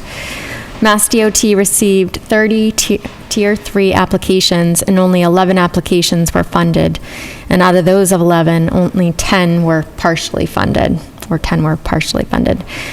We had a satisfactory score, but other applications scored higher, and the advice I received over the phone was projects that provided for bicycle accommodations and improved transit would likely improve our score. I have already spoken with the DPW director about setting up a meeting with World Tech Engineering to review the projects we submitted for and how we can propose to amend the application for the next grant round in April. Update on town facilities regarding the RFP for rental of space at the TC Passios. School Facilities Director John Londa reached out to Shapiro Educational Collaborative to find out why they did not submit a bid, and he responded that there were too many modifications and the lease would be for a relatively short time. What does too many modifications mean? I'm just not clear on that. I think what their needs were to what the They would require classrooms. to There do was no 10 improvements or explanation. something. So, Okay. Okay. But I think the main reason was the lease period. Short. Yeah, you can see that. Relocation of the Veteran Service Officer's Office. The relocation of the Veteran Service Officer's Office from the Eagle House to an office in the Ritter Building is scheduled for January 18th. I I want to thank the facilities technician, especially Kit Walker, and the IT director, Steve Malandrinos, and other staff, DPW, for getting the new office ready. Some FY20 budget updates. The FY20 budget schedule and link to the new budget dashboard with financial data is now up on the website. The FY20 budget submissions are due Thursday, January 10th from departments, and I will be meeting with each department thereafter. I met with Superintendent Burnham and Business Manager Michael Cassidy on January 2nd to discuss the school's fiscal 20 budget proposal that was presented to the school committee in December, and provided the superintendent a target budget that would be needed to create a balanced budget for next year.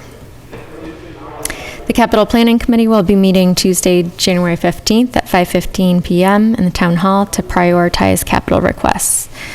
Per the charter, I will provide the Selectmen a capital plan by the end of January at the January 22nd meeting.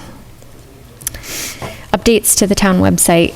After being live with the new website since September and hearing some feedback, I've spoken with the IT director about making a few changes, including changing one of the buttons on the homepage from Charter Bylaws to Town Calendar, and changing the Important Documents button to Town Finances. Another change being considered is changing the title of the Get Connected button to Citizen Engagement and Transparency Center. The IT director looked at the analytics to find out how frequently the current buttons were being clicked, and found that the Charter Bylaws button and Important Documents were rarely used. Other updates include adding new pages for the Charter Review Committee, the Open Space Committee, and the Cultural Council, as none had their own page on the last website. Town Council office hours for January will be January 28th from 12 to 4 p.m. and February 25th from 8 a.m. to noon. And the following vacancies are for both paid positions and on committees are Building Commissioner and Local Inspector. And for committees, Agricultural Commission, 1 regular member, 2 alternate member vacancies, Architectural Preservation District Commission, 1 vacancy, Cemetery Commission that we spoke previously about, which is a joint appointment that is until the next annual town election, Cultural Council, multiple vacancies, Green Communities Task Force, 1 vacancy, and the Zoning Board of Appeals, 2 associate vacancies. Thank you. I would like to thank the town manager for getting this up early today. It was great to be able to see it around 1 o'clock. Thank you very much. You're welcome. I checked out the new budget dashboard and realized the town's debt in 2014 was about $22 million, and now it's above $50 million. Well, it's the school. The school. Yeah, I know, but I mean, it's time to put on the brakes. I mean, and we're talking about another school in another 8 years. We just really can't keep spending this way. I wanted to ask you what the target for the school committee is. 2.5%. Great. Thank you very much. I just wanted to comment on Complete Streets. If we maybe put that on as an agenda item or talk about it again. Like I was really excited about, I think it was item number 3, which was improvements to the Whalum area. And being one of our more dense areas, maybe it would have made the walkability of that space, you know, a favorable item. And really, the project was in regards to the safety of the town beach and swim lessons. So I'd like to take a look back at them from the context of knowing that they're looking for slightly different criteria in order to win the grants. And then I saw that Bill Tyler left, but we've mentioned twice now the cemetery vacancy, and I was going to do it at the end as a public comment, but again, just sort of thank Lance. And I know when I read about Lance May and saw the list of the civil activities that he's done, and once you enter this civil service space, I think you get sucked in and it becomes a part of who you are. And you could see in his I guess in his resume of town and state and political activities, how much he gave, and I think we all connect to each other even when we don't agree, knowing how much of ourselves go into that space. So as we mentioned, I feel like we're just mentioning this vacancy, but to just really, you know, stop and think about all the time that Lance put into the things that he did. So, thank you. Okay. On to current business. Our first item is the notice of first refusal, right of first refusal on Northfield Road. Now, we voted before not to take any action, so Right. we don't have to do anything on this particular item, right? Right, it's already been Question. voted on, but Sir. I have a question. I was wondering why you say it here, so that's why I brought it up.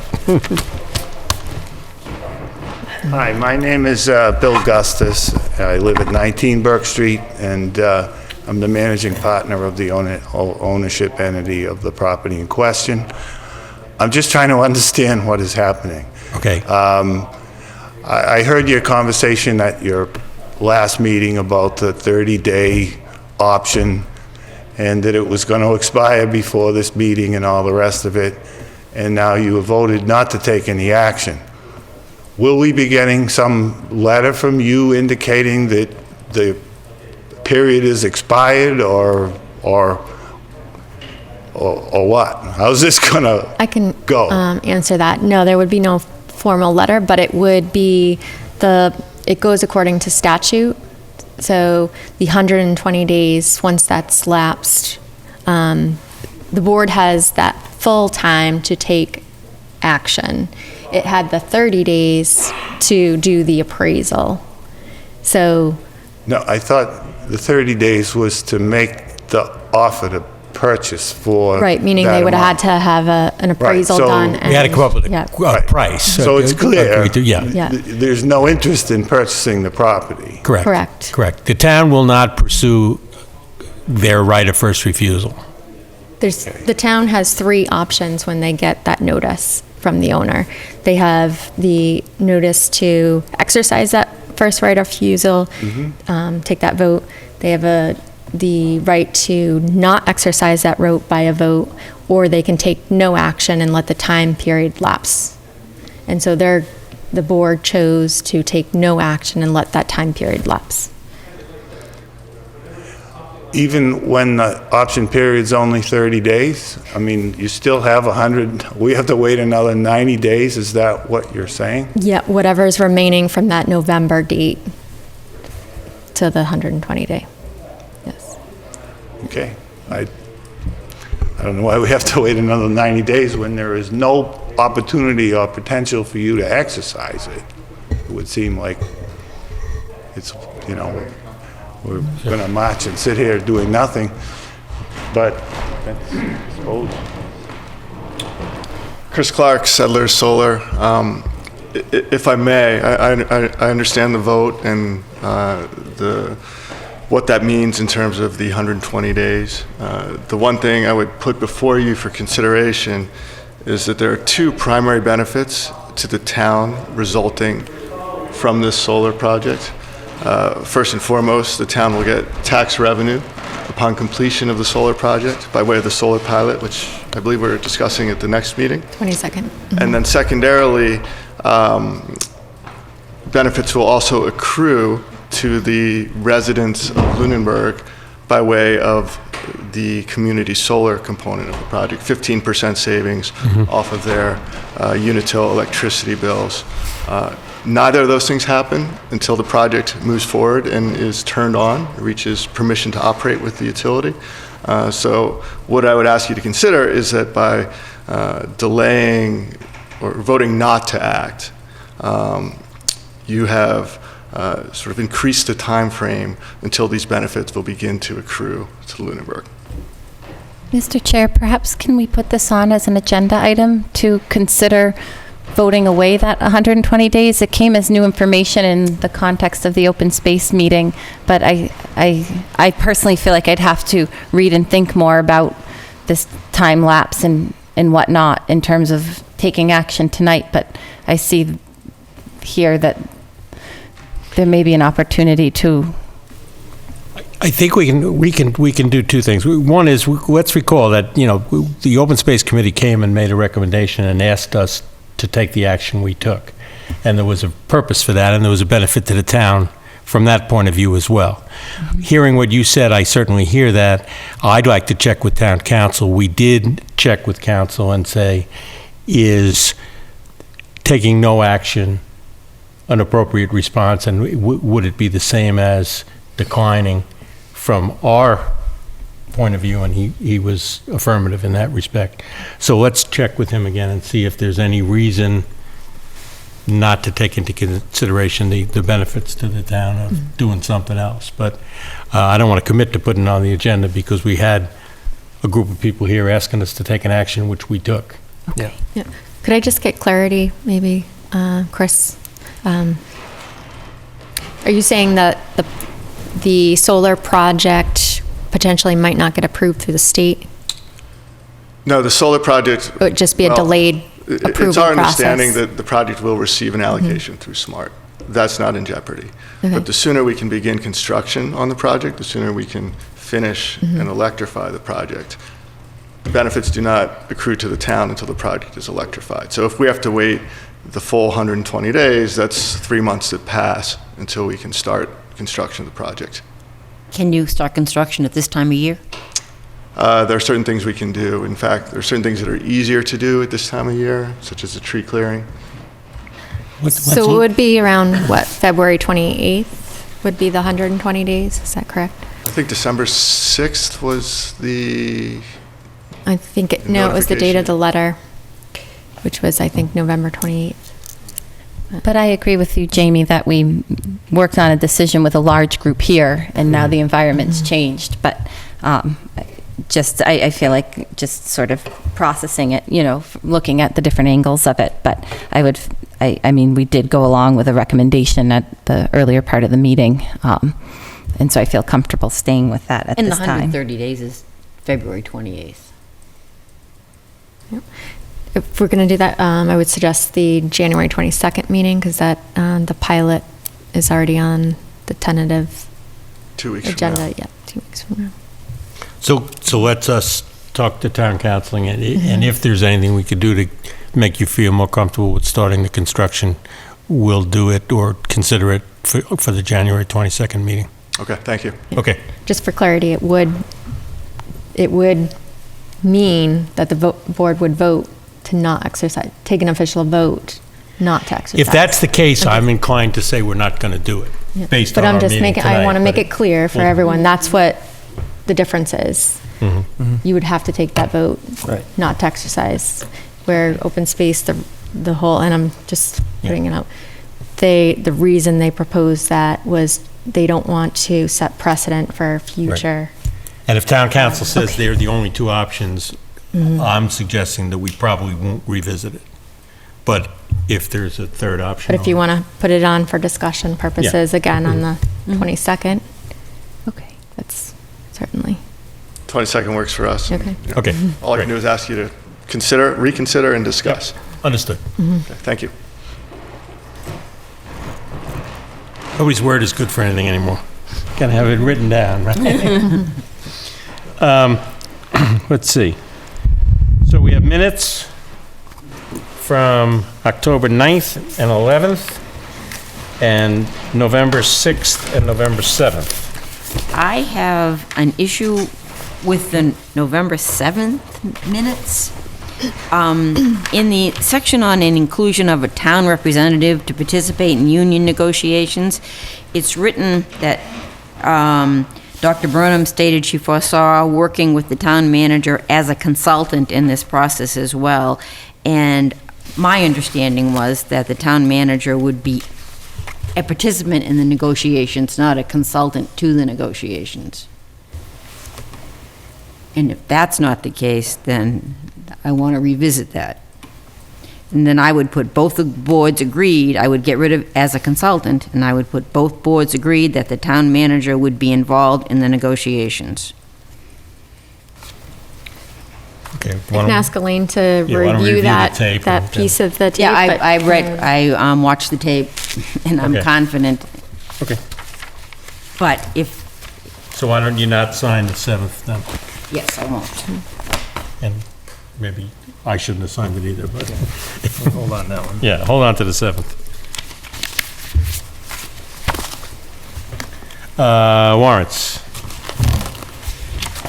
Have an accounts payable warrant in the amount of $3,636,545.81.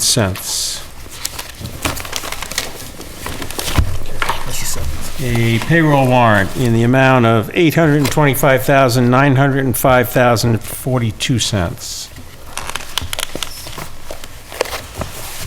There's two there.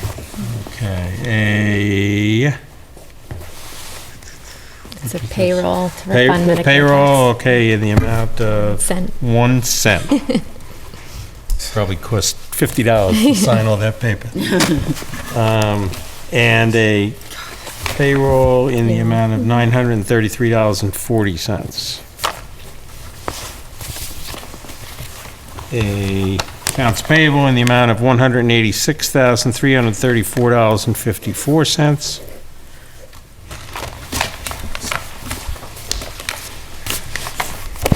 A accounts payable in the amount of $599,936.26.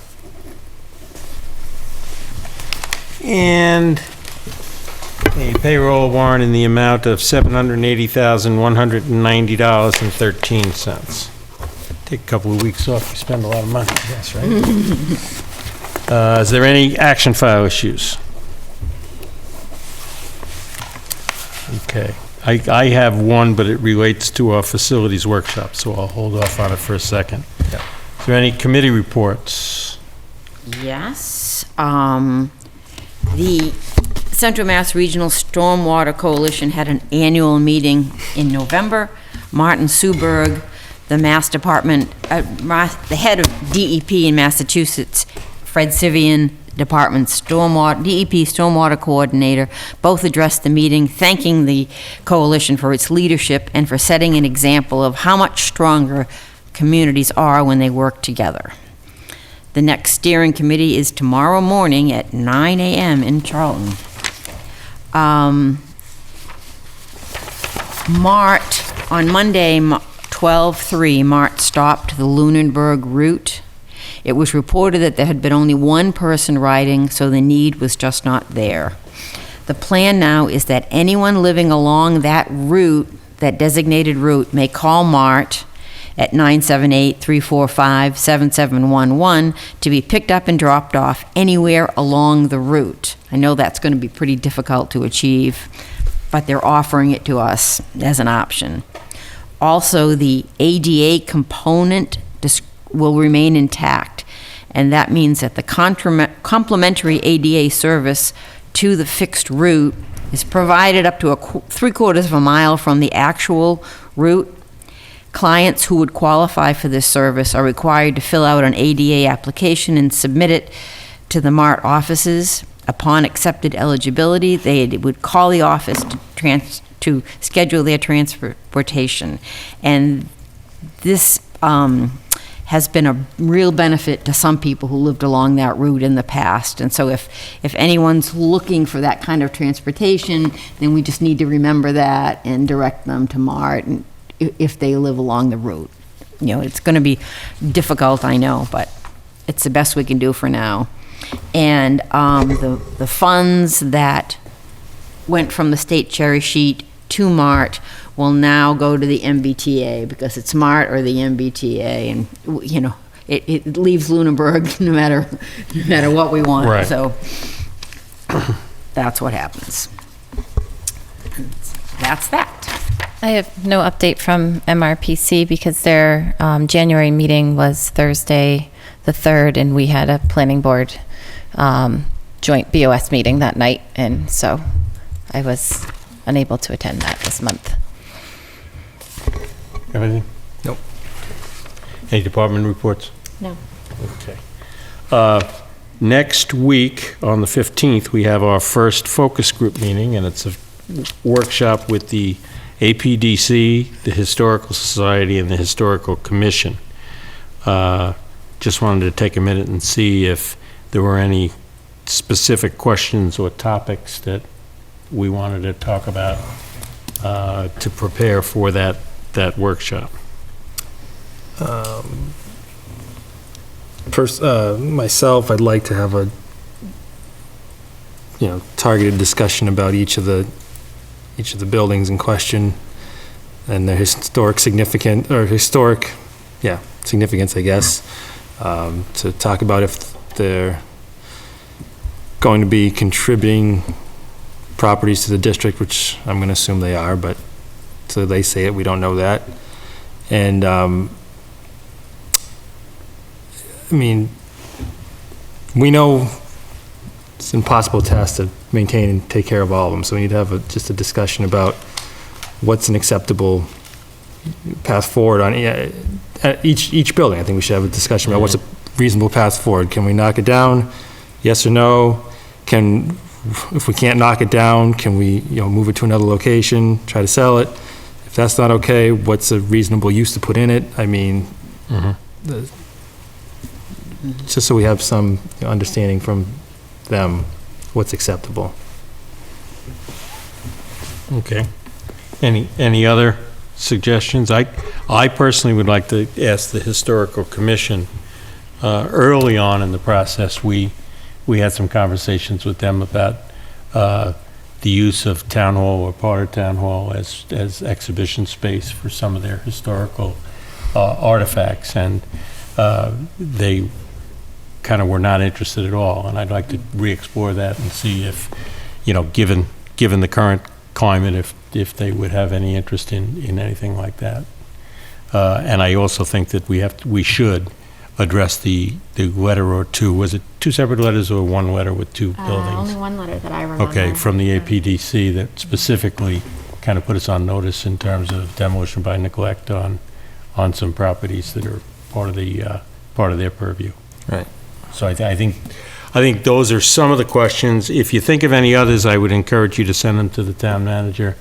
And our game plan is to have not necessarily full workshops, but at least focus group discussions over the next couple of months with several different focus groups around moving that agenda item on the 5 buildings on the plan of record forward. So if you have any thoughts on what you wanted to do, or any targeted topics or questions, I have a question. Sure. For the one we have coming up, because we so often just talk about the buildings, but historically what's super significant is also the land. So I've had conversations with the members of the Historical Society, not formally, but my questions would be not just to hyper-focus on a building, because buildings have been moved, removed, relocated, rebuilt. I would like to, be sure we're talking about the municipal significance of the land, as well as just the buildings. Mm-hmm. Okay. Yeah, I mean, well, kind of touch on that. We did, I anyway, spoke with, when I was on the Historic Commission, talked with the Historic Society and whatever, and did some research and put together some presentations and slideshows about the history of Town Center for, just things that used to be here, and they are a good wealth of knowledge for kind of what the center of town had looked like and what it could look like as far as, being a center of our community. But for this one, maybe we dive into that a little bit to see what the future uses are, but I think just like some, concrete answers about, the buildings themselves specifically, or, the property too, but again, the parcels.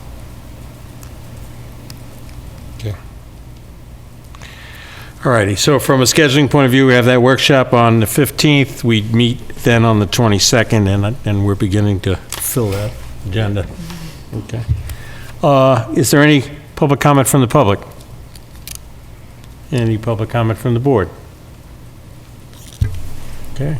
Is there a motion to adjourn? So moved. Second. All those in favor? Aye. Good night, everybody. Thank you very much.